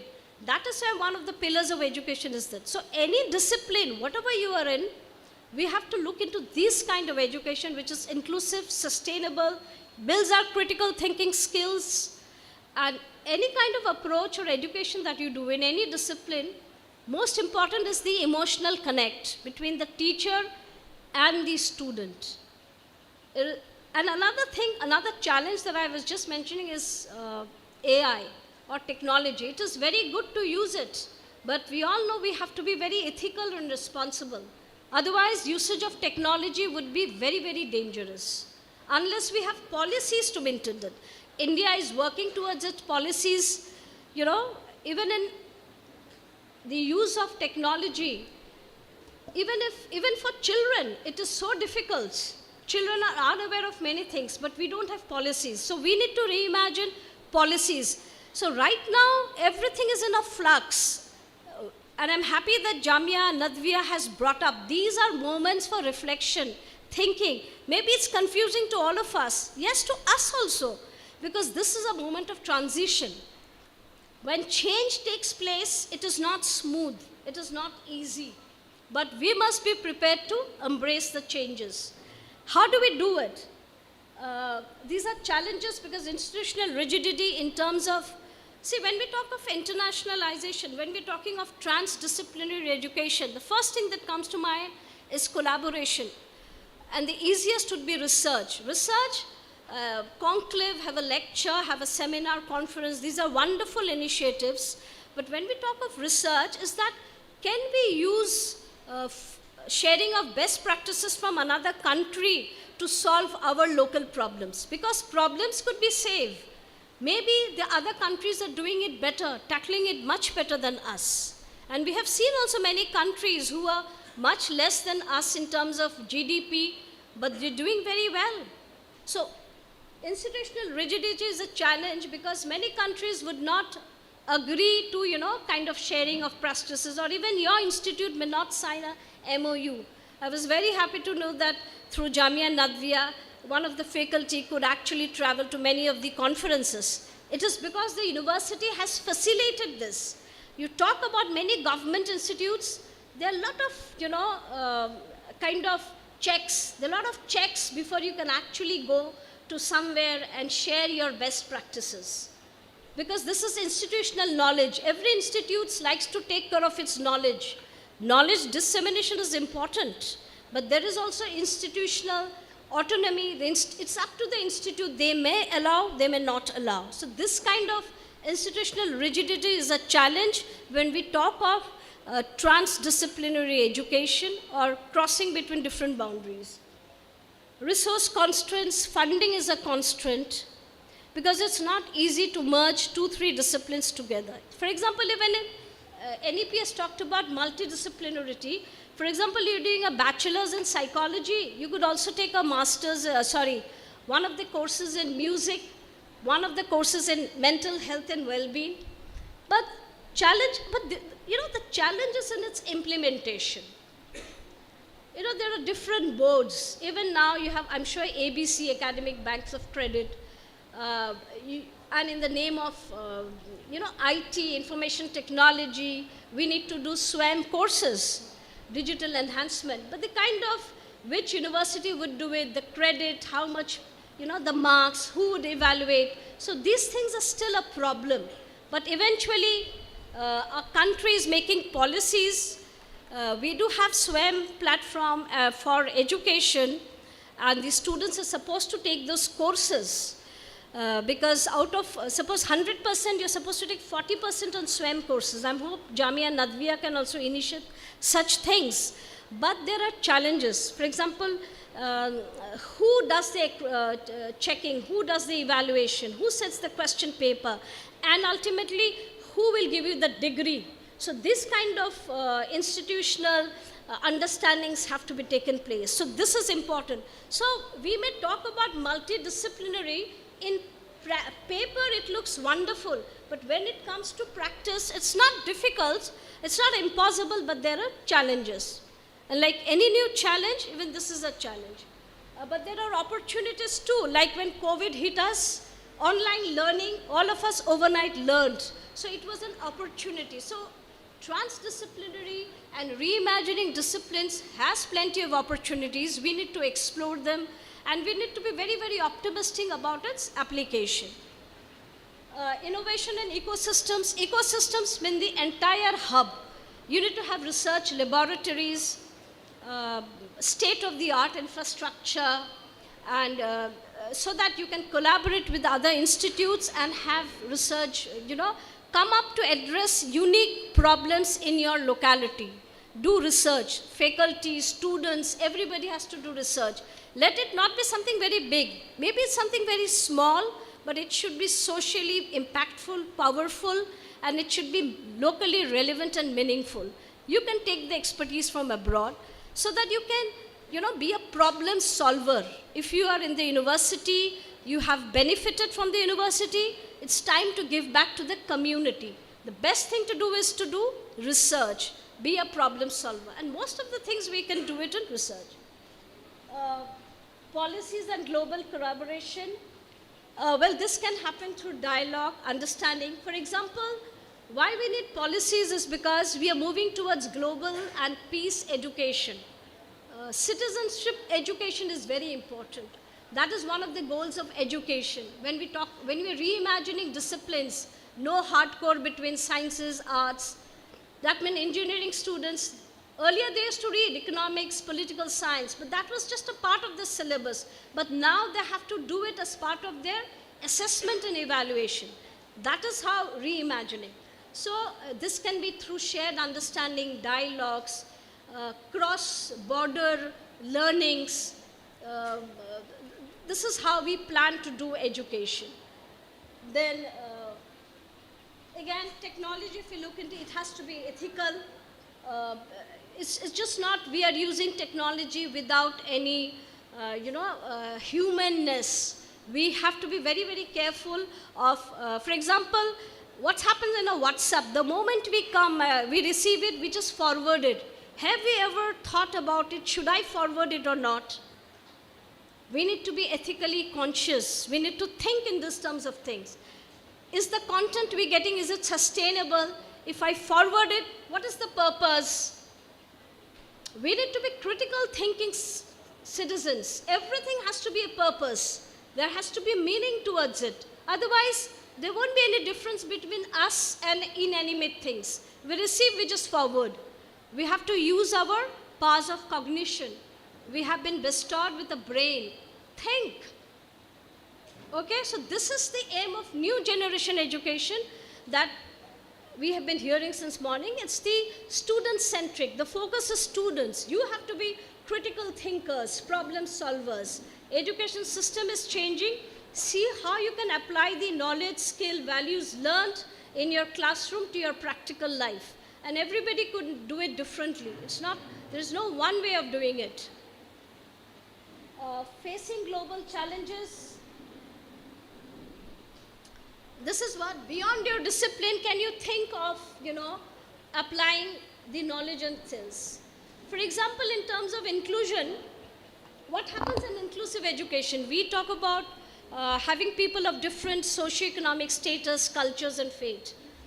But, literature on inclusive education talks about two very important constructs to understand inclusion. One is respect and the other is tolerance. Both are important, but when you have to welcome the other, somebody who is very different than you, into your circle, which would you put on a higher pedestal? Respect or a tolerance? Both are very important. But research indicates that perhaps respect is on a higher pedestal because respect is a kind of willingness attached to it. You're willing to accept the other person, the differentness. And tolerance has a kind of compulsion attached to it. And anything out of compulsion doesn't last very long. So what is important in this global world is to respect. Anybody can be from any discipline, any strata, any society with any kind of knowledge. Suppose somebody was endowed with a lesser knowledge. What do? We cannot have a one-upmanship. I am greater. I know more than you. More autonomy. No, we need to do hand-holding. Every time we cannot think of collaboration with the higher-ups. We need to do hand-holding. So respect is important. I mean, we have a degree, but we do not values. We are bereft of values. Then that kind of education is useless. That kind of skill is useless unless we are a contributing individual. No matter what kind of education we have, value-laden is pretty important. And this is what is needed for a sustainable future. So any discipline it can be, but you must have value inbuilt into yourselves and into your programs. I'll just speak towards the end. So NEP and boundary transcendence, I have talked about it. It is talked about multidisciplinary. There are challenges, but we are talking of multiple entry exit. First year you take a program, second year, third year. Yes, by 2030 everybody has to implement. We are ready by it. So it's a welcome step for people of different strata of society. Somebody can just do the first year of college, go to work, come back again. So these kind of welcome changes are there, but how it shapes up, that is again a concern, because after 4-5 years, syllabus changes. What happens to that person then? So some kind of consistency is needed. Flexibility is good, but too much of flexibility will make the person who comes after education after 10 years, where will that person be?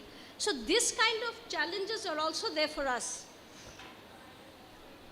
So the way forward is through inclusive ecosystems, shared knowledge, sharing of best practices. And yes, this conference is a wonderful start for us to trigger our minds. We have a lot of problems, but we cannot solve them all here. But the point of these conferences is to create that trigger so that you become a critical thinker. You are the future, you are the students, and you need to understand what it is to be inclusive and how to live harmoniously. And the vision ahead, so we need a university without walls. That is because borderless learning, we learn from everybody, and online education has taught out all that. You can do courses, like even India wants it, Swayam. You can learn from any universities, any professors. So borderless, it is not that all learning is done in the classroom.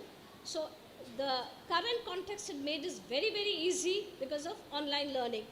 Then you have a classroom without boundaries, a generation that thinks globally. This is for you. You cannot just think, you have to be local, but at the same time, you have to think for the global rippers. Sitting here, you have to think, how can I create an impact? How can my best practices go abroad? So this is the way we need to internationalize and become a global citizen. That's the conclusion. It's not how much we know about our knowledge skill, but how much we are willing to also share and think differently. Thank you. That's it. Thank you, ma'am, for unfolding the heart of this conference with such inspiring and beautiful words. Next, let's call upon Dr. Samir Babu M., an Associate Professor in Department of Educational Studies, Jamia MILLIA ISLAMIA, New Delhi. He is a distinguished scholar in educational administration, pedagogy, educational psychology, and inclusive education, holding multiple postgraduate degrees with several gold medals and distinctions. Dr. Samir has served at prestigious institutions including University of Kerala, Aligarh Muslim University, and the Central University of Rajasthan. Conference Chair, Director of the Jamia Nadwiyya Group of Institutions, all the stalwarts of Jamia Nadwiyya Group of Institutions sitting in front of me, Chief Guest of the Day, Professor Dr. Sattar Rasool, another guest from my colleague, Dr. Qazi Firdausi Islam, the organizers, I especially mentioned Dr. Wazil, Dhoni, Shah Jahan, etc., and all the scholars assembled here, dear faculty members, students, other staff members of Jamia Nadwiyya community, Assalamu alaikum. Good afternoon. So I'm not taking much time to discuss some aspects of the theme of the conference. We know the conference theme has been discussing since last few hours. So I'm not coming to some of the practical concerns. Whatever I have in mind, I just would like to mention in a couple of minutes. You know, we started initially when we talk about the global system.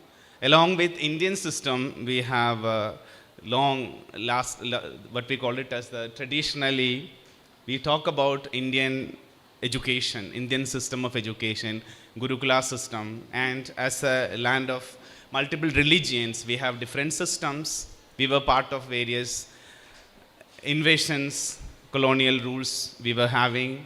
So in that concern as well, we were having Buddhist education system, Brahminic education, Islamic education system, and the so-called modern education after the British rulers. Now, initially, when we look into when we talk about the transcending boundaries, we can see that the concern of education, we were having, like pure disciplinary concern. It was the initial, when we moving towards the higher education.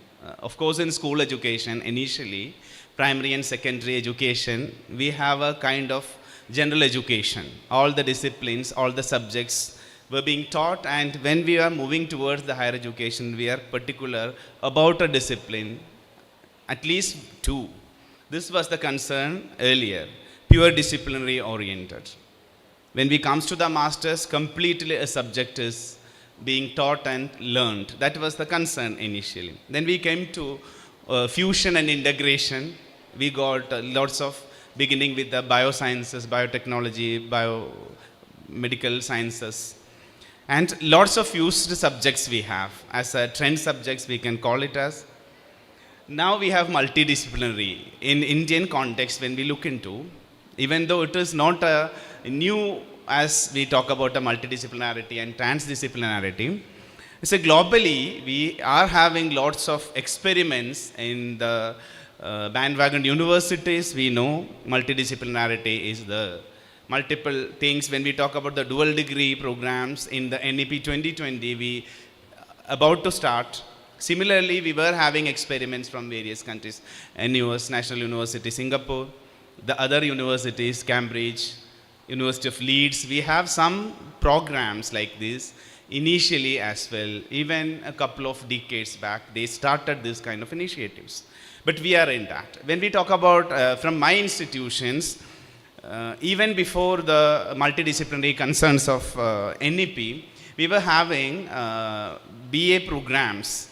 We sometimes call it as PASS programs, BSc PASS program, BA PASS program, and BCom PASS program. It is just another program, and we sometimes call it as a secondary to the honors program.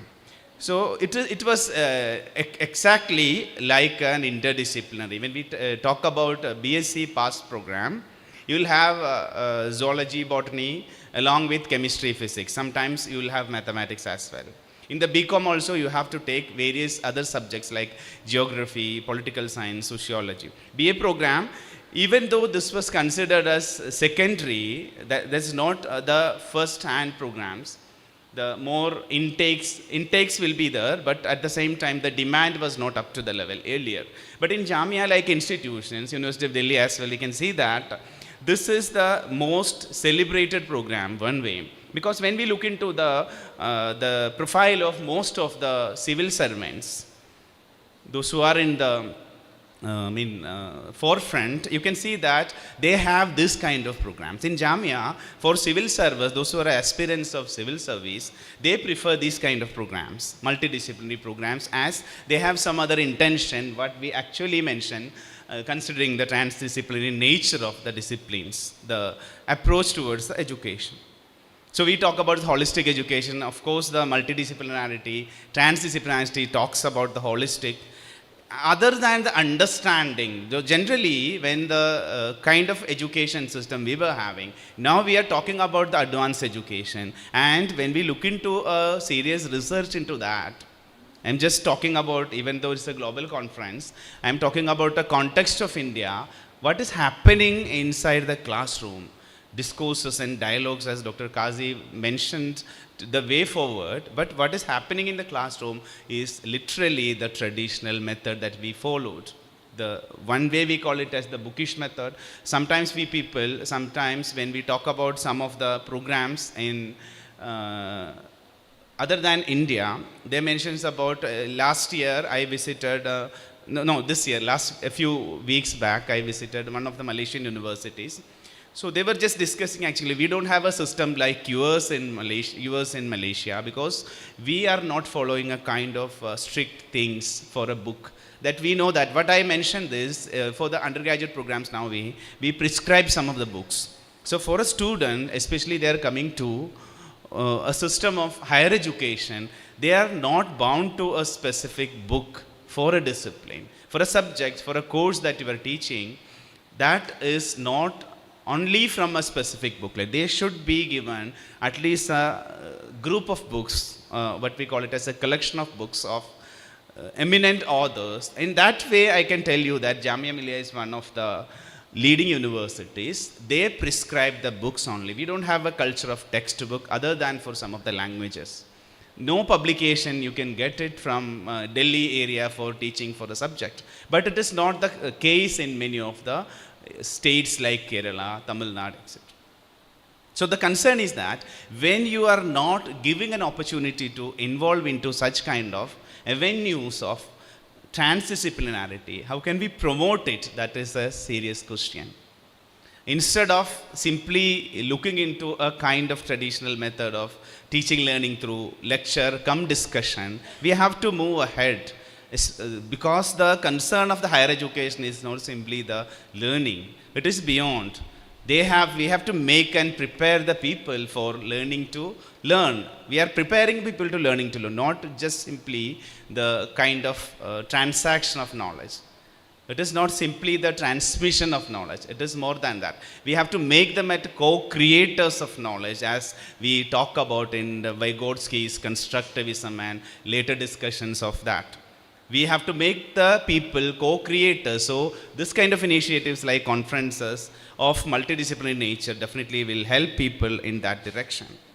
Another concern is when we are moving towards the multidisciplinarity, definitely along with understanding and awareness, the work readiness matters. Even though we are not talking about all the industrialization or what we call it, the commercialization of the education, still one of the ultimate aims of education is always, especially in a country like India, some of the other the so-called developing nations, is job or career is one of the, even though we talk about philosophically we talk about it is for creation, education is for recreation, education is for making a man, preparing them to life. These are some of the philosophical things. Ultimately the aim is career, development, preparing economically for a successful life. So in that case, where is the index of work readiness of the people?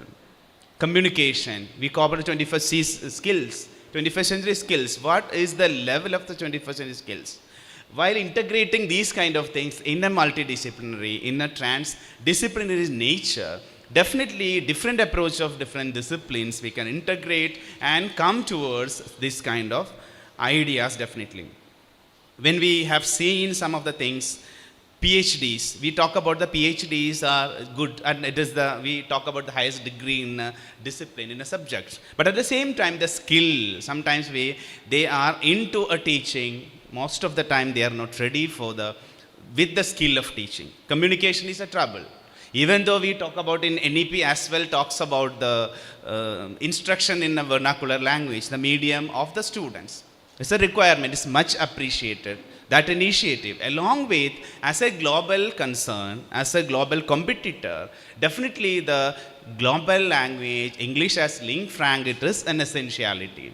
Other global languages, these are the things. Even from the school years, from the nursery onwards, we are teaching English, but we are not preparing people to be a good facilitator of English or communicator, or he or she is not able to communicate properly in English, oral, written, whatever it is. This is a requirement. This we have to think when we talk about the multidisciplinary along with the skill integration matters. Come to again the context of the Kerala, we know that. Many of as one of the faculty members of my department, when we were sitting in the selection, I'm not blaming anything, just giving the reality what it is. We were in the selection committee for the PhD scholars. Few scholars came for PhD with a JRF and good marks in their masters, even ranks, toppers of their colleges. But they are from the subject English as well. But they were not able to communicate properly with the audience, with 20 people or 15 people sitting together. They were not able to communicate. They were not able to listen to what the interviewer asks for. These are the concerns we have to address properly. Preparing them with a number, what we call is the quantitative index, along with quality should be there along with this kind of discussion on multidisciplinarity. NEPV, as Qazi Firdausi also mentioned about concerns about the flexibility, multidisciplinary, we have a multiple entry exit scheme, but the implementation is real science. Multiple entry exit scheme is not simply taking an exit and getting a certificate or diploma after first and second year. It's not like that. It is a purposeful that I am getting ready for a fourth year. So now after third year, I am getting an exit and entering into some areas for an internship or apprenticeship or polishing my soft skills. Then I'm coming back to the fourth year and I'll be number one in the placement list of the college. That is the spirit behind these kind of multiple entry exit scheme. Except in certain cases for the exclusion we have women, in certain case of the marriage or family shift, people with disabilities, people with a medical condition, they can enjoy the other simple aspects of the multi-entry exit and scheme of that. And dual degree we were talking about, and even though in India we were having the Meta University system, we started Jamia Millia Islamia and University of Delhi, we started a Meta University system. But now it has been stopped. We started in 2012, we started MA Mathematics Education program. Half of the program will be delivered from Jamia Millia Islamia, and rest of the half was by University of Delhi. Both the universities will be offering the certificate. This was the concern, and they offered it. Now again, a concern is that when we are talking about the national credit frameworks and fixing it into some of the frameworks, at the same time, when we are approaching the employment, we talk about the multiple entry exit scheme and through earning the certificate, diploma and the 3-year undergraduate program certificate. But where is your entry with that? If you are moving towards concerns like what we call it as stop.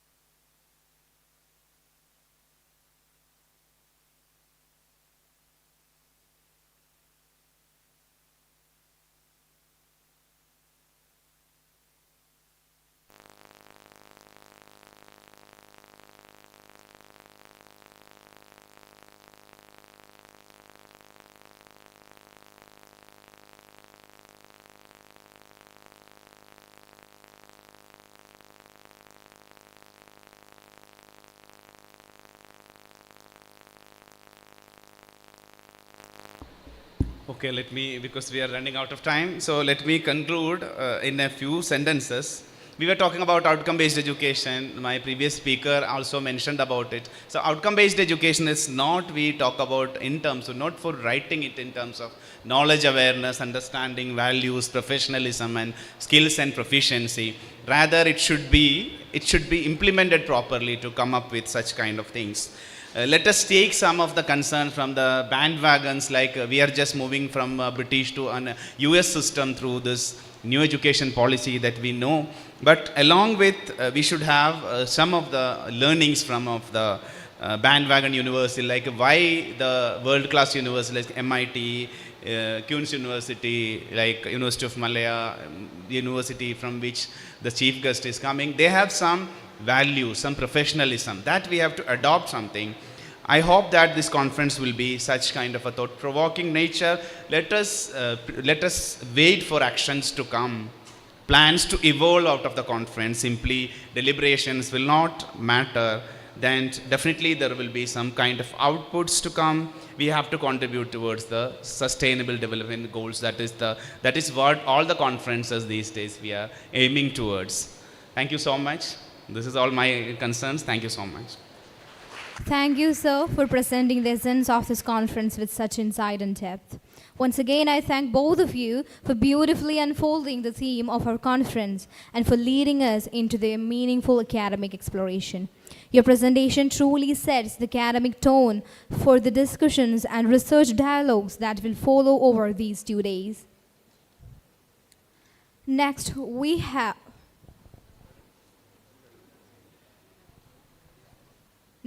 are privileged to invite Professor Dr. Muhammad Sitar Rasool to deliver the keynote address at our conference.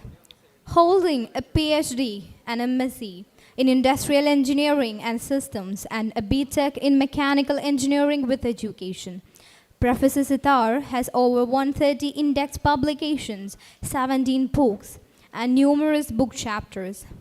His outstanding contribution to technical and vocational education and training and STEM education make his keynote a highly anticipated highlight for our event. Sir, the stage is yours.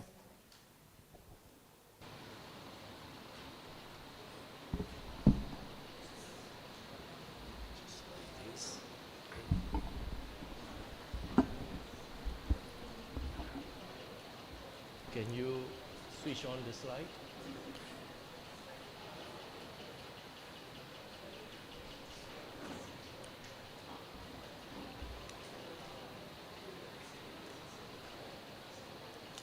Thank you very much for your introduction. It's very nice of you. Again, Assalamualaikum warahmatullahi wabarakatuh, and good afternoon, I guess. You have heard a lot about transcending boundaries in higher education. Okay? So there's a lot of thinking should be made in developing human capital. I mean, through education. So my keynote speech is to put in practice, is the practice about transcending boundaries. And one of the important aspects in today's world, globally, developed countries are embarking on STEM education. So this is the practices that have been introduced in developed countries and also underdeveloped countries. I will share with you, starts from the STEM conceptions, and then later I will introduce the global practices of STEM education and my experience in conducting STEM education and my research related to STEM education. That is why I put in practice about the transcending boundaries. I'm sure you have understand what is transcending boundaries, which is about developing policies, disciplines, and also curriculum and so on. This is one of them. It's one of them. My title is about international practice on the transformation of STEM development. I'm from the National University of Malaysia. It is now at the rank of 138 World University Ranking. We are top 2 best university in Malaysia, and we also is considered as research university, RU. There is not many research university in Malaysia, only 5. So we are one of them. Why we are become research university? Because there's a lot of publication in high index journal. We receive grants from national and international level, and policies, and also some other disciplines being created for national level, and that is why we are considered as a research university. Yeah, I'm so happy to hear that all the speakers talking about broadening partnership, involved in publication, high index. So now you should check what is your H index. Okay? If you want to lift up this university, Jamia Nadwiyya Islamia, the students should have Scopus index, which is minimal 2 or 1. And the lecturer should have at least 5, and the professor should have more than that. As for me, my H index is 17 now. It is because of research and grants. So, thank you. This is the STEM Enculturation Center. It is about culturing STEM education to the students in school, to the students or graduates in university, and also to the community. STEM is not only about education in an institution. It has to be disseminated to the community. You develop the community by developing their STEM education or their STEM literacy, their STEM skills, so that they can perform in their career and whatever they are doing. So that is the research center. And at first I would like to share with you the concept of STEM. It started in 1996 with the National Science for Education Standards and also from the National Science Foundation in America. Okay? They are the founder of STEM. The founder of STEM. It is because there's a tragedy, I forgot the year, when Russia launched their first rocket, which is Sputnik, S-P-U-T-N-I-K. And the Americans are so angry and so jealous about that. And they start to develop their STEM education. Within 10 years, in 1 decade, they launched an Apollo. So it started with that, and they see that it is very important to integrate STEM education in curriculum. STEM education is not for science. It's not only for technology courses or discipline. It's not only for scientists, mathematicians. It is cross-sectional.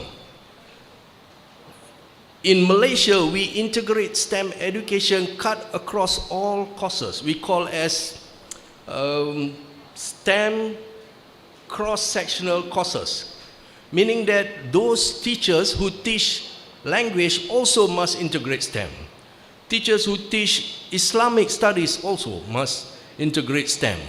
And also maybe someone that teach history, geography must also consider STEM in their delivery or courses.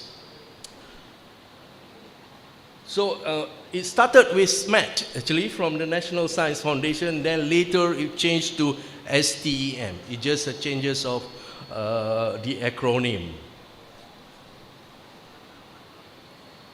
Yeah, I can see a lot of you understand STEM very well, and also some also understand STEAM. Stream, S-T-R-E-A-M. S-T-R-E-A-M means that inclusive or integration of arts and recreation, and there are I-STEM, so on. So STEM is the basic elements in higher education, in broadening the boundaries of education or transcending the education. So it started with STEM. Then researchers, scholars starts to do some kind of research and integrate arts in it. Integrates integrates English, integrates religion, and so many things. That we can call as STEM plus. But the most important thing is about the science, technology, engineering, and maths should be developed into our students. You cannot have a good citizen without STEM education, which do not know how to save energy, which do not know how to make your environment clean. So STEM is very important to develop STEM citizen. Okay? Not those who only perform or like STEMs, and they have good grade in science or mathematics. Okay? So that is what the world sees. STEM can develop good citizen globally. Okay? So the other parts is being integrated together with STEM. But it must be STEM first, and then you can integrate whatever you want. Let's say I heard a lot of input talking about culture. There are universities in Indonesia integrate culture and religion in STEM. Okay? So they use the values of Islamic in STEM, Islamic STEM, where you start to teach. When you start to teach, you introduce whatever is inside the Al-Quran says about energy, about water, about anything. So that is Islamic STEM. So you can develop your own way of integrating other aspects into STEM. STEM and English. Some countries would like to emphasize English because English is very important. So while delivering STEM, they use English for presentation and so on. In Malaysia, when we teach science and mathematics, we've been chosen two ways, whether using English or using our own language. That is what we call as integrating language into STEM education. It is very important because some teachers, some students in the field which is non-STEM, they thought, this is not for me. STEM is not for me. STEM is for good students. STEM is for a son or a daughter of engineers and teachers. That's happened. What we call as inferiority complex. But as you can see here, the future of the economy is in STEM. There's a lot of jobs in STEM. And when your country is rich, so there's a lot of opportunity for the others. If the country is not into STEM, the country will be poor. I have been to a few countries which is underdeveloped, which is Cambodia, Laos, Myanmar. They do not have good STEM or TVET education. So there's no job opportunity and so on. So it's very underdeveloped. So we try to, help them to develop STEM education. Japanese also in Cambodia, and the Korean also try to, uplift their education system. So in one country, you need a lot of scientists and engineers, and also a good citizen that have the background of STEM. So, as you can see, STEM education Washington, D.C., that's where the jobs of tomorrow will be. So, if you are teachers in school later for the students, you should encourage your students. Not to opting out from science or mathematics. In Malaysia, there is a big problem. Teachers and also headmasters discourage students from taking science and mathematics. It will drop the school's performance. And finally, we are in critical situation. Not very critical. Scientists and engineers ratio is very big. We only have like 1 to 200, meaning that 200 people, that's one scientist. But in developed country, you should have less than 100, 1 to 100, 1 to 80 in Switzerland, in America, and so on. So teachers discourage students to take STEM for their education, and that's what happened. So STEM understanding, or there is no universal agreed upon direction of STEM. Experts generally do agree, however, that STEM workers use their knowledge, STEM, and try to understand how it works. So you can have your own way in developing STEM education at school level, at higher education level, and even at the workforce level. So that I will show you some initiatives and policies from globally, not all over the world, but from some developed countries. So this is the effect. When you have STEM education, you can develop good STEM citizen. As we can see, Japanese, wherever they go, they will take care of the environment. Although it is not necessary for them. They keep their own rubbish, they keep clean everything wherever they go. So they manage to develop a good STEM citizen. So look around you. Yeah? Malaysia have that problem, I think 20 or 30 years ago. So the city is very dirty, the village is kind of dirty, and so on. So now we cannot see that in Malaysia anymore. Okay? So good STEM citizen, STEM field will be developed if you have good STEM education, meaning that not only what it is now, maybe there will be emerging field. Okay?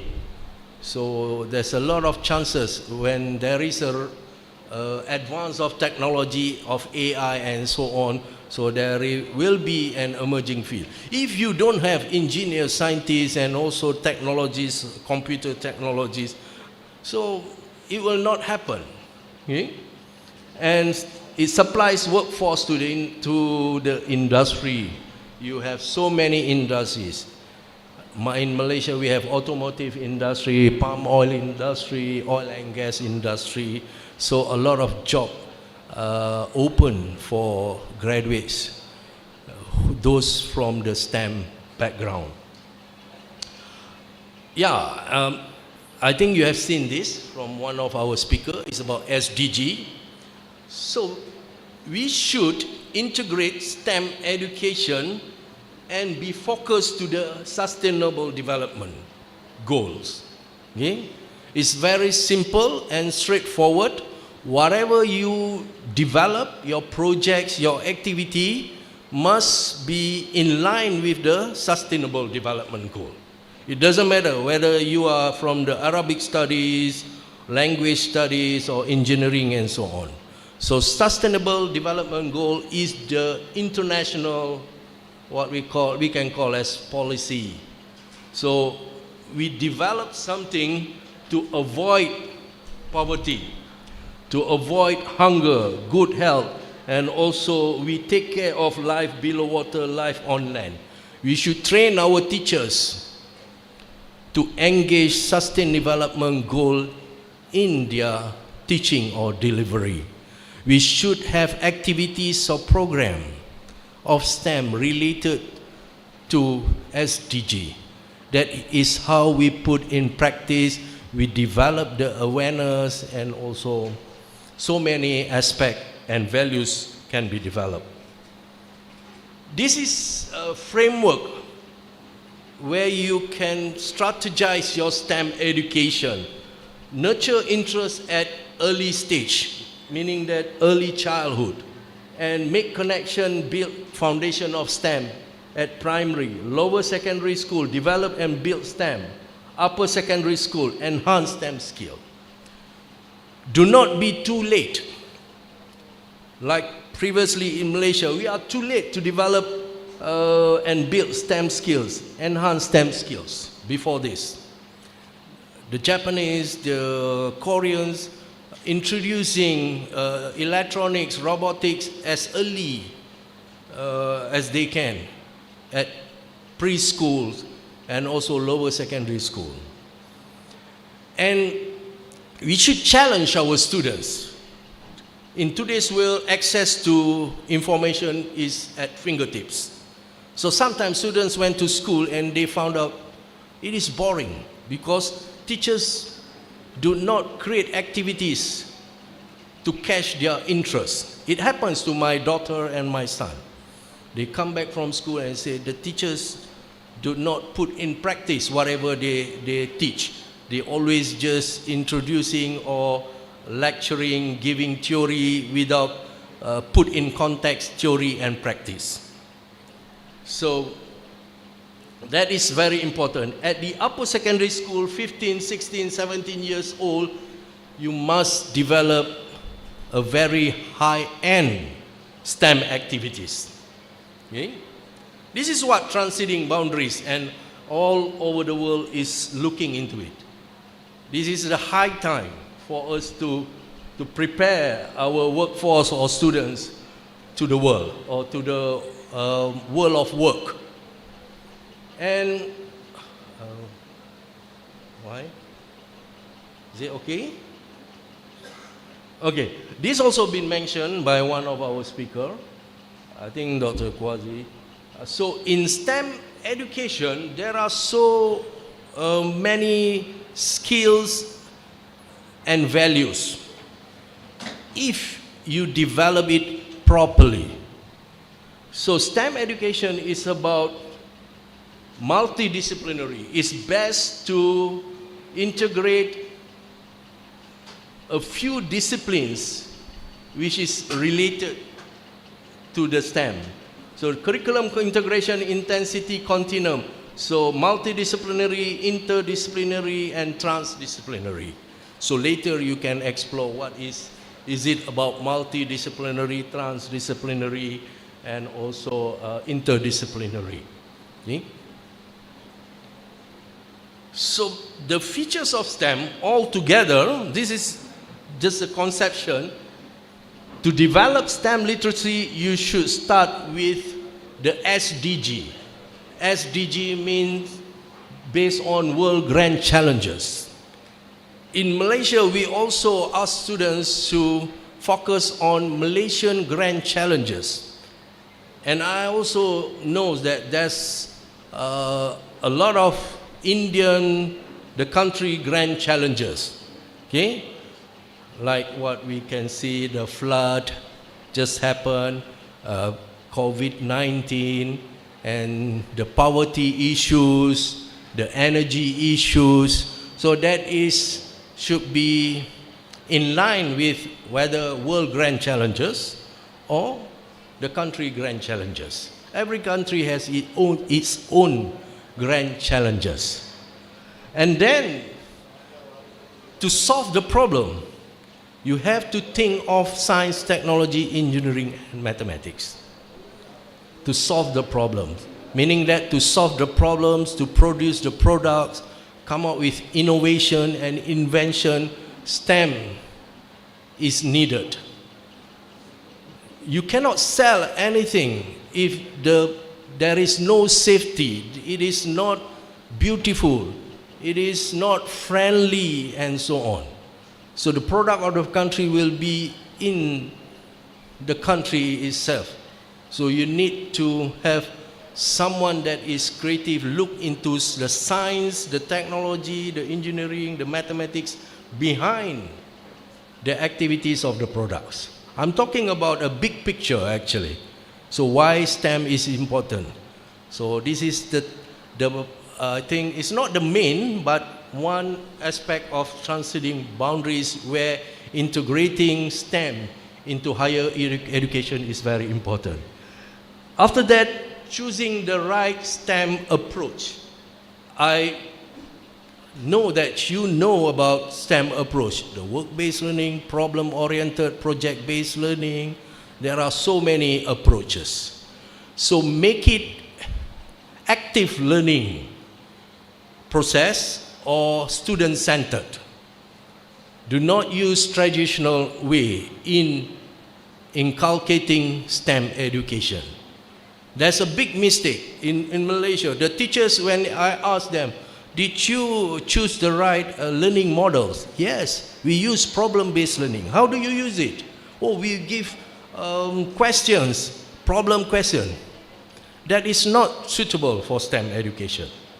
you should have POPBL, problem-oriented project-based learning, hands-on activities, where Samuel Peppert in his theory says, using constructionism in doing things, learning by facts, so that is more appropriate for STEM education. And you can develop whatever you like. The STEM literacy, even so many skills like, as mentioned by Dr. Samir, the 21st century skill, the transversal skill, and many things. This is another pipeline we develop in our STEM education in the country. So, need for a seamless passage innovation training. So this should be the framework. The framework should come first. So preschool is just nurturing interest.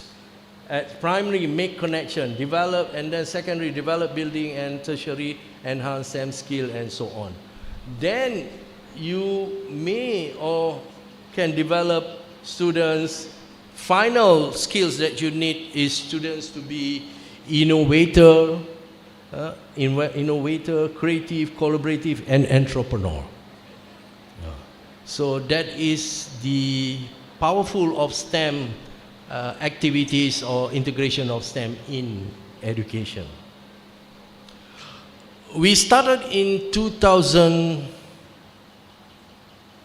I think 12. I went to New York and collaborate with first New York Academy of Sciences, NYAS, and then we collaborate with New York University Polytechnic.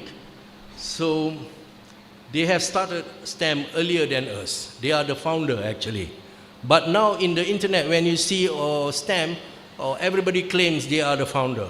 UK also say they are doing STEM earlier than US, and France also say that, and some other countries. So basically, it is from United States, where they are scientists and engineers running out from the country. So that is why they embark on STEM. So we work with them, and we have an MOA with New York University Polytechnic, or now it is called New York School of Engineering, to develop STEM programs. The program's name is STEM Science of Communities. So we developed a program named Science of Communities with New York University School of Engineering. So this is in 2013. And then I roll up in the country using that module being developed by both universities. Our expert in National University of Malaysia and also the New York University School of Engineering, we developed, and I start to roll out with this community. This community we call as, it's a FELDA, it's a development land, which has a lot of province or areas of palm oil. And as we know, their kids are having low level of achievement in academics. So the Prime Minister award us a grant, is $500,000, and we developed the program, and there's a coverage. And as you can see, 10 students from FELDA, I've taken 10 students to New York and having STEM program with the scientists in American Museum of National History, AMNH, the very popular museum, and the fossil scientists are together with the students. And in our research, longitudinal research, all these 10 students pursue their studies in engineering and science. And now they are in the working place. Some of them pursue studies in PhD and so on. But the success story of it is all the students taking science courses or program, bachelor, masters, and PhD. These are the same thing. I've been given a grant to conduct a program with students from rural area, by the Federation of Hajj. Suddenly they came to me and say, can you conduct STEM program for our kids? So I conduct for the kids. And yeah, it seems that they like it. I don't believe in some research saying that students do not like maths and science and technology. It is just because of their results. Maybe the researcher just referring to their grades of the examination. But when I conduct these programs to the students in rural area, although they are poor or low achievers in mathematics and science, they like STEM very much. So meaning that you have to put science, technology, engineering in context. In context. You must have the project-oriented activities to them. This is one of my international programs, as I mentioned just now.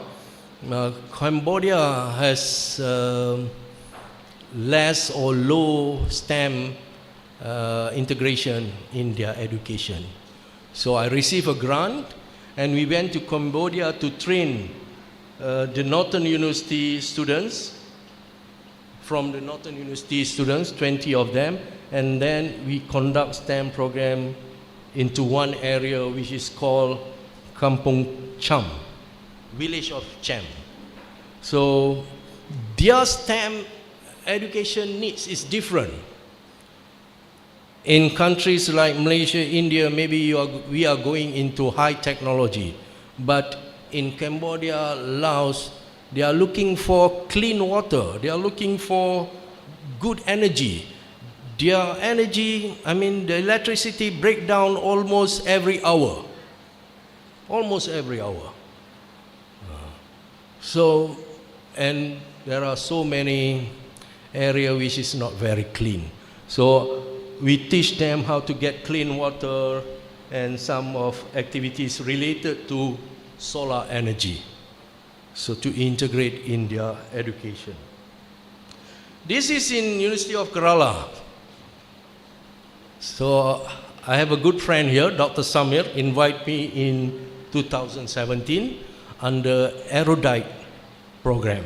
So what we did is that to teach students from the village, I think, from the rural area, how to teach using innovative, creative projects and materials, not in the city, at village. Because a lot of teachers blaming that, oh, we don't have facilities, our technology is not, we don't have access to internet and so on. So I teach them how to develop STEM activities using a lot of cheap materials, maybe waste and so on. So it is in Kerala in 2017. So as a teacher, you must be very creative to integrate STEM education, to make it inclusive in every subject. Because the future has says that STEM is the future of, there's a lot of opportunity of job in the future. And in Aceh, I mentioned just now, I conduct a course a few times and develop a kind of curriculum for ISTEM, Islamic STEM, where they would like to develop the Islamic values. There are a few, Fatona, Amana, and everything, So it's not just a STEM like 4C or the 21st century skill. They don't want that. That is Western thinking. They want an Islamic thinking. So we work together and develop the framework, and I also conduct a short courses of training of trainers to this. And this is in China. I'm now have retired, but I'm still working in National University. And now I'm working with China University. They are also into STEM education. Although their technology is very high at the industry level, but their education is still, not to say far behind, they are still struggling to get out from the exam-oriented system. So it looks like I'm useful in China too. So we conduct activities of STEM, integrating technology, and come up with MOU.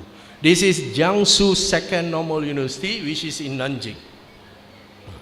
So I will be going to this place again after this visit or conference on the 19th, 3 weeks in Nanjing. Yeah, another point is that for transcending boundaries in higher education, you must invite or use a role model that you have. Students like when they meet someone they likes or a role model for them. This is our first Malaysian astronaut. I know India have maybe 3, 4 or 5 astronauts. Should be part of the STEM education system. You cannot do it in silo. You must involve scientists, engineers. Sometimes teachers and lecturers is no more the students' interest, to watch or to hear to their lecture and so on. You must bring someone. So more than 3,000 students involved. This is Datuk Sheikh Muzaffar, our Malaysian astronaut. And we bring along one Russian astronaut, Shaparov. So our astronaut in space is just only 12 days. The Russian astronaut has been to the space 380 days. So to make the student develop their interest or to nurture their interest, you must also involve some role model or icons of STEM. We work together with Apple. There is Apple Learning Provider, Apple Learning Provider or Professional Learning Provider. In Apple tablet, iPad, there are 6 apps which is very good to be used for teaching and learning. You can try that apps and you can get a badge of as Apple teacher. Students like to deal with gadgets. So we developed this program which I call as My iPad STEM Idea. It's ideation. So the student design the projects, the programs, the activities through iPad. Okay? So this is because while COVID-19, so we have no way to reach out to the students. So we come up with an idea to cooperate with Apple and come up with this. So I think more than 1,000 students and teachers in this program. So there are a few inputs being given. The first input is about workshop 1 is given by me, and workshop 2 is about STEM, design thinking, explore STEM ideas, and the rest is about the iPad, apps. Okay? So that is what I say, you must be creative to use them. And students come up with their projects, developing smart city through iPads. There are Keynote, there are GarageBand, there are iMovies, and so many things. I'm sure the youngsters knows very well. Do not use iPad for YouTube or TikTok only. Use iPad for teaching and learning. This is a collaboration with oil and gas company. So we work together and we conduct STEM activities. The students come from all disciplines, not only those who have science or mathematics, good in science or mathematics. And this is our programs that we have. I think at the moment we have more than 20 programs in the university about STEM education. Some program is not for schools. Some programs are for the community. Some programs are for the teachers. Some programs are for our students in the higher education. As you can see, number 14, right diet for kids. We have problems in Malaysia. A lot of students are obese, you know, even like me, I'm obese. Okay? So we develop STEM right diets for kids, and it being disseminated to all the schools in Malaysia to avoid this. These are some inputs there about STEM integrations. Okay, now the second part is about STEM research. I received this research in 2022, what we call as Longitudinal Research Grant Scheme, Malaysian Research University Network. Is between these 5 universities, Research University Network. And it is called B40 Household Wellbeing Through Education, STEM, Science of Smart Communities. The problem is that low-income socio-economic parents or family sometimes will create, their children will also be very poor, okay? Because they do not give attention to their kids. So the government come up with this idea, we come up with an idea to integrate it, to make sure they are moving out from poverty. So one of their children becomes scientists or engineers or technicians or some skilled workers, so maybe the others will follow. So we have done it in 2022. Yes, we can see the improvement, the effectiveness. So STEM is not only about learning science, it's about social well-being. Okay? I'm sure everywhere there's a very poor family and so on. So in order for them to move out from their situation, so we develop STEM program for them. Why is it we develop for them? Is the common education is not enough? Yes, sometimes teachers did not understand these low-income parents' kids. You know, we have to bring up their learning agencies. They just block themselves to learn mathematics and science and technology and so on. They say it's not for them. Like what happened in United States. The black says STEM is not for black, STEM is for white.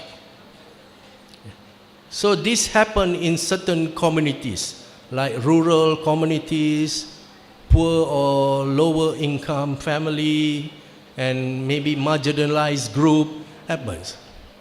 So as a researcher in the university, we have to think of how to develop this human capital. Not just by giving subsidies, incentive and so on. It will be nothing at the end of the day. So we give them STEM education and they choose STEM pathway, education pathway in the higher institution, and then maybe later, this is 2022, later they will become engineers, scientists, or at least skilled workers, technicians, or technologists. So this is SDG 1, and I write this article, Developing Student Agencies and STEM Identities through STEM program for B40. So what we found that the students have low esteem, they feel, as you can read there, they feel they are not represented, so many things. They are not, as a team player because they feel they are not represented. But do teachers understand that? Unless you develop a project that you would like to see the involvement or engagement of these students. So that is very important actually in education. Open your eyes to look into the issues of the students. So the nature of the feeling that they are not represented can be avoided through STEM education. B40 student, B40 is below 40, means in Malaysia we put some names, B40, M20 and so on. Students are said to not speak much in learning, it is becoming more active when given a clear role. So understand your students and you can develop STEM program to, not to say avoid, maybe some rather avoid the poverty aspect and so on. This is my research and published in WOS Corpus Q2, I think. Student interest towards STEM, a longitudinal study. It is about the students that I mentioned. We took them to New York and finally we conduct a research, longitudinal research. We follow the students and they are into this STEM background education. So that is why we can publish in a very good journal by Routledge, Research in Science and Technology Education. This is another research which is impact of integrated STEM Smart Communities program on student scientific creativity. Sometimes teachers says, oh, my students is creative. Yes, teacher says creative and then mother's father also creative. Just creative is not enough. Okay? Students may be creative, teachers may be creative, but you need to be scientific creativity. I've seen a lot in when I went to Indonesia. They have so many products, they are so creative, but their product cannot be sold outside Indonesia because it is not scientific creative enough. There's no element of science or technology, engineering and maths to make sure the product is safe, is nice, everything. You know? So make sure through STEM education you can develop student scientific creativity. So that's why we come up with a research titled Impact of Integrated STEM Smart Communities Program on Student Scientific Creativity, meaning that they have high scientific process skills, they have high inquiry skills, which they can develop hypotheses and so on. And they have high creative thinking.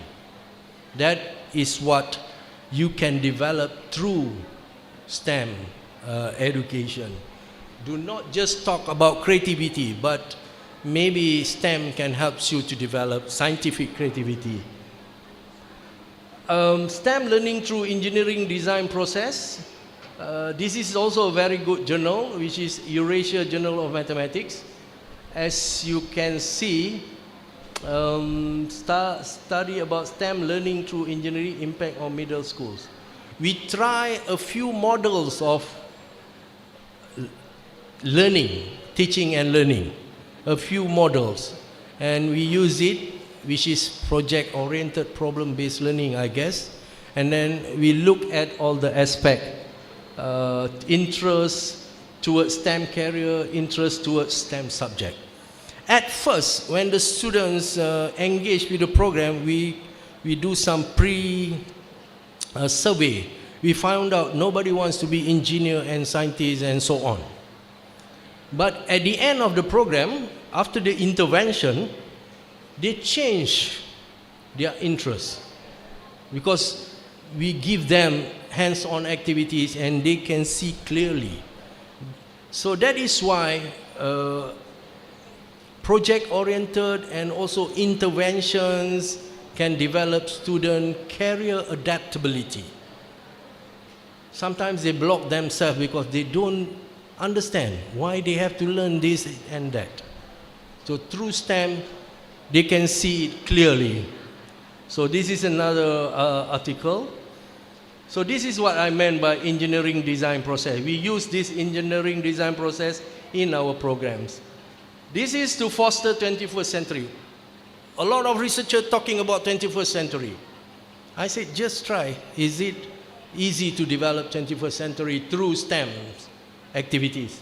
We have project-oriented problem-based learning is integrated into STEM education. Yeah, and as a result, it developed effectively. The digital literacy, inventive thinking, effective communication, high productivity, spiritual, and 21st century developed significantly. And this is another way of developing STEM project where you use a few active learning model, which is about Needham 5 phases.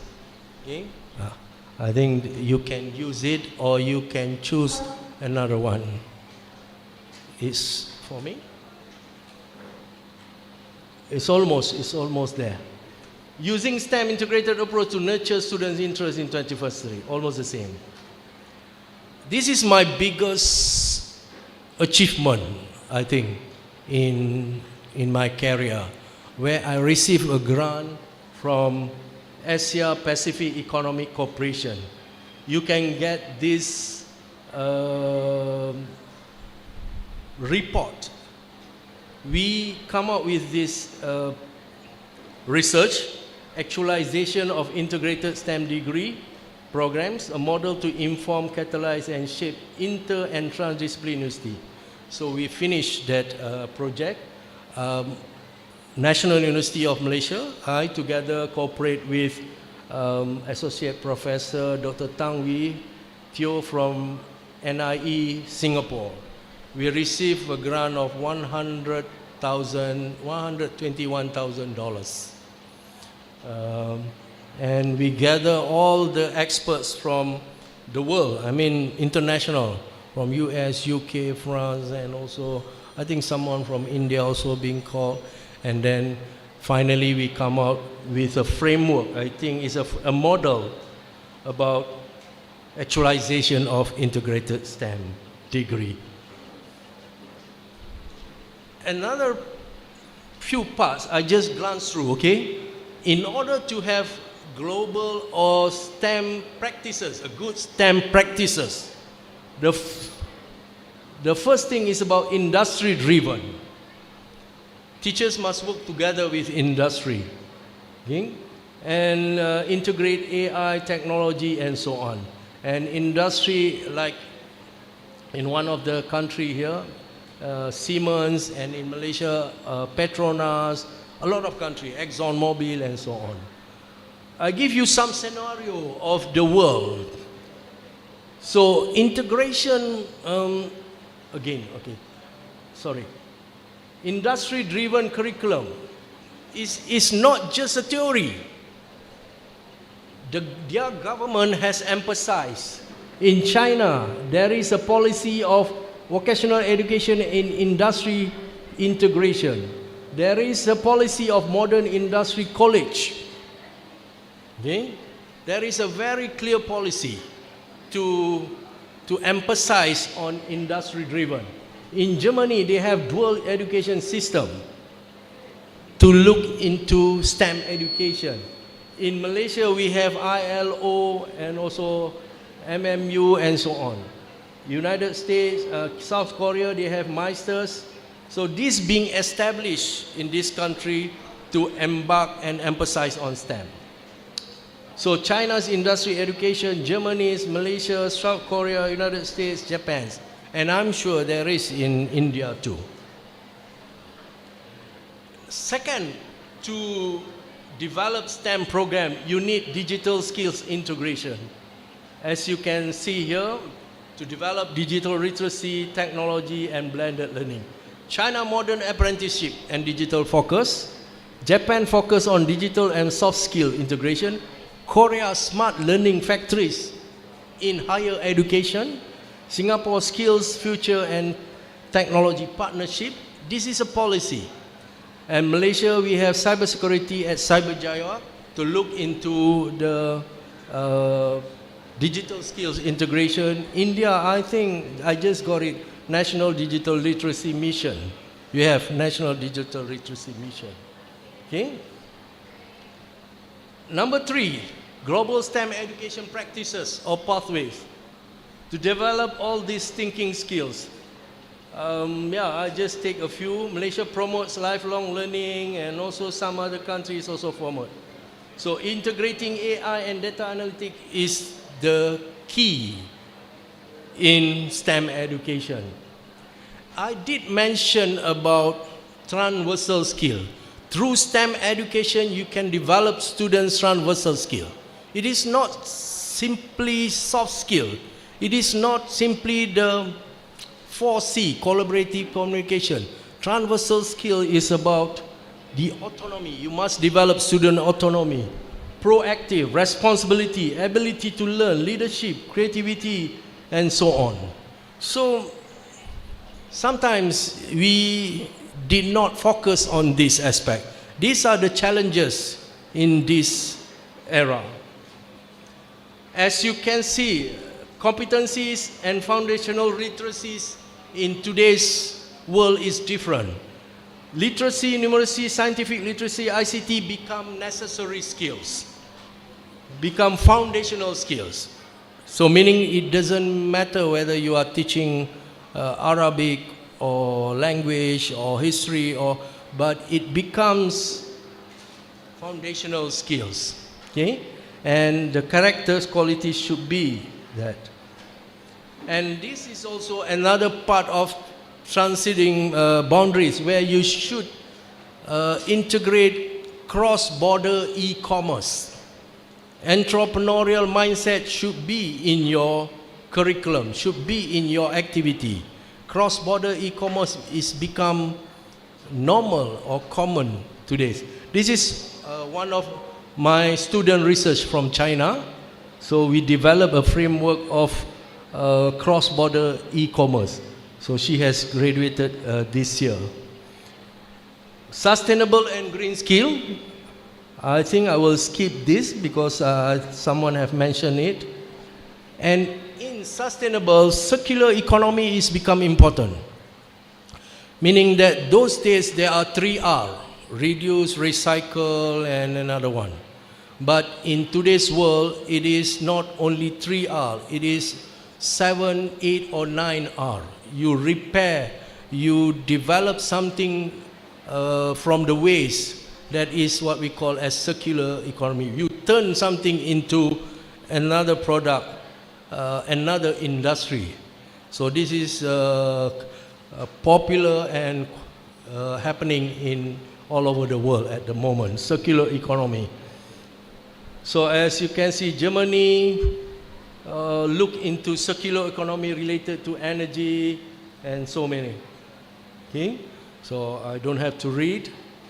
And this is circular economy activities, programs in the world, and public-private partnership, develop apprenticeship, internship, and on-job training. I think this is common. And flexible learning pathway. So someone have talked about the learning or the program should be flexible. Yes, it is true, should be flexible. So STEM education itself is already flexible. And about data-driven, whenever you come across to develop STEM program, it must be data-driven.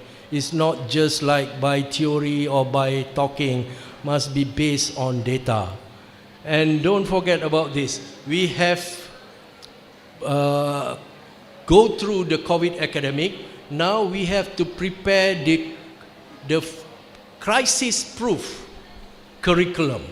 Okay? So that whenever there's a new things or problem or issues coming, we are ready. So in Malaysia, we also look into crisis-proofing education, post-pandemic National Rehabilitation Council. There's a community of members that look into this aspect. With that, thank you so much.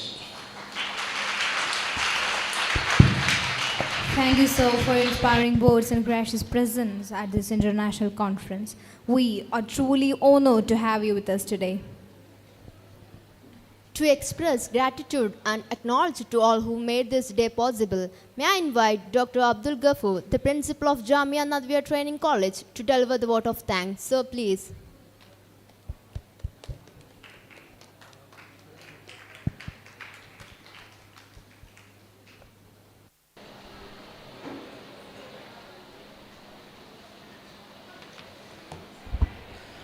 Assalamu alaikum. Very good afternoon to you all.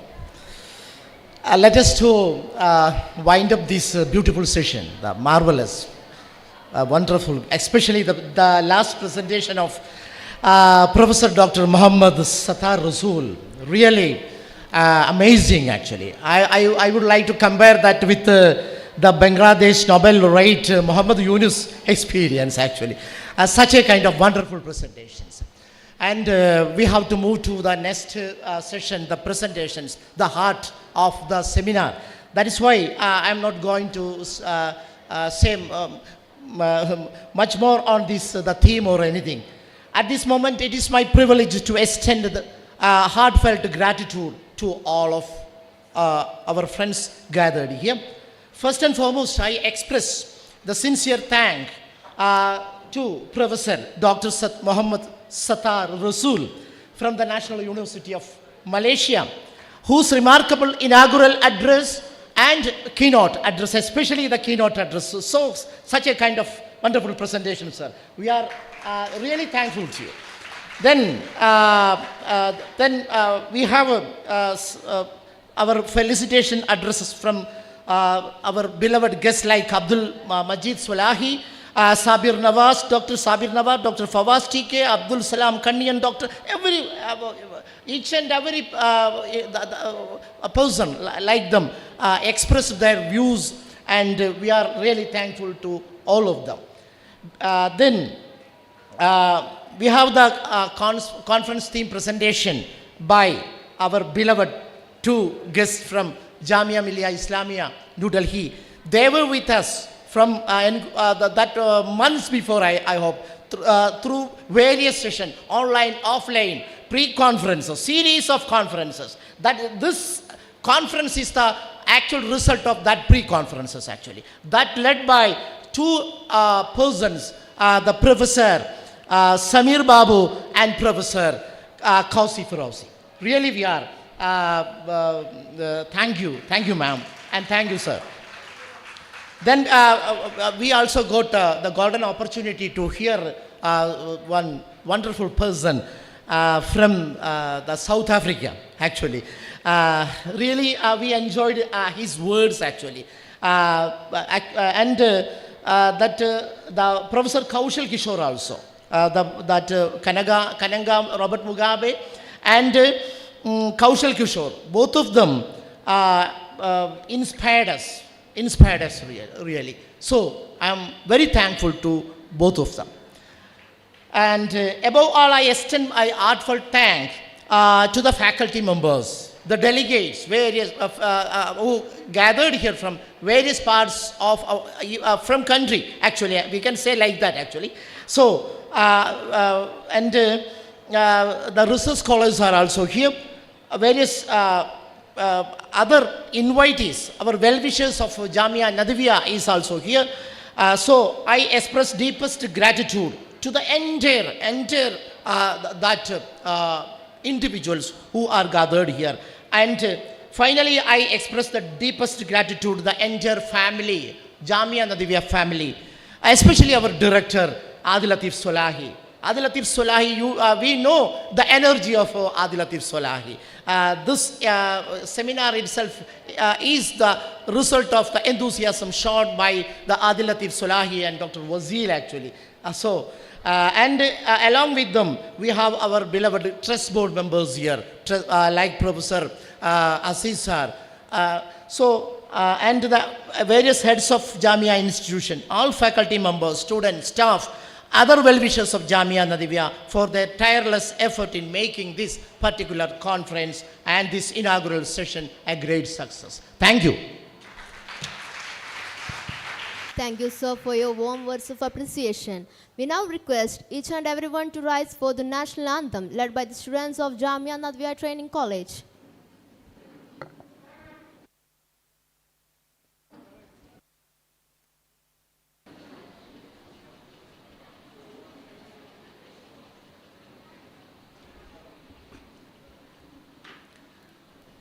जनगण मन अधिनायक जय हे भारत भाग्य विधाता पंजाब सिंध गुजरात मराठा द्राविड उत्कल बंगा विंध्य हिमाचल यमुना गंगा उच्छल जलधि तरंगा तव शुभ नामे जागे तव शुभ आशीष मागे गाहे तव जय गाथा जनगण मंगलदायक जय हे भारत भाग्य विधाता जय हे जय हे जय हे जय जय जय जय हे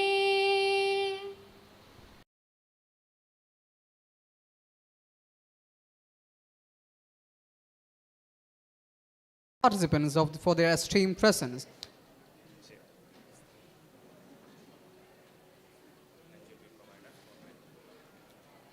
Lunch will be provided for all the participants in the mess, so you can lead there, and all the sessions will be begin by 1:30 in various sessions.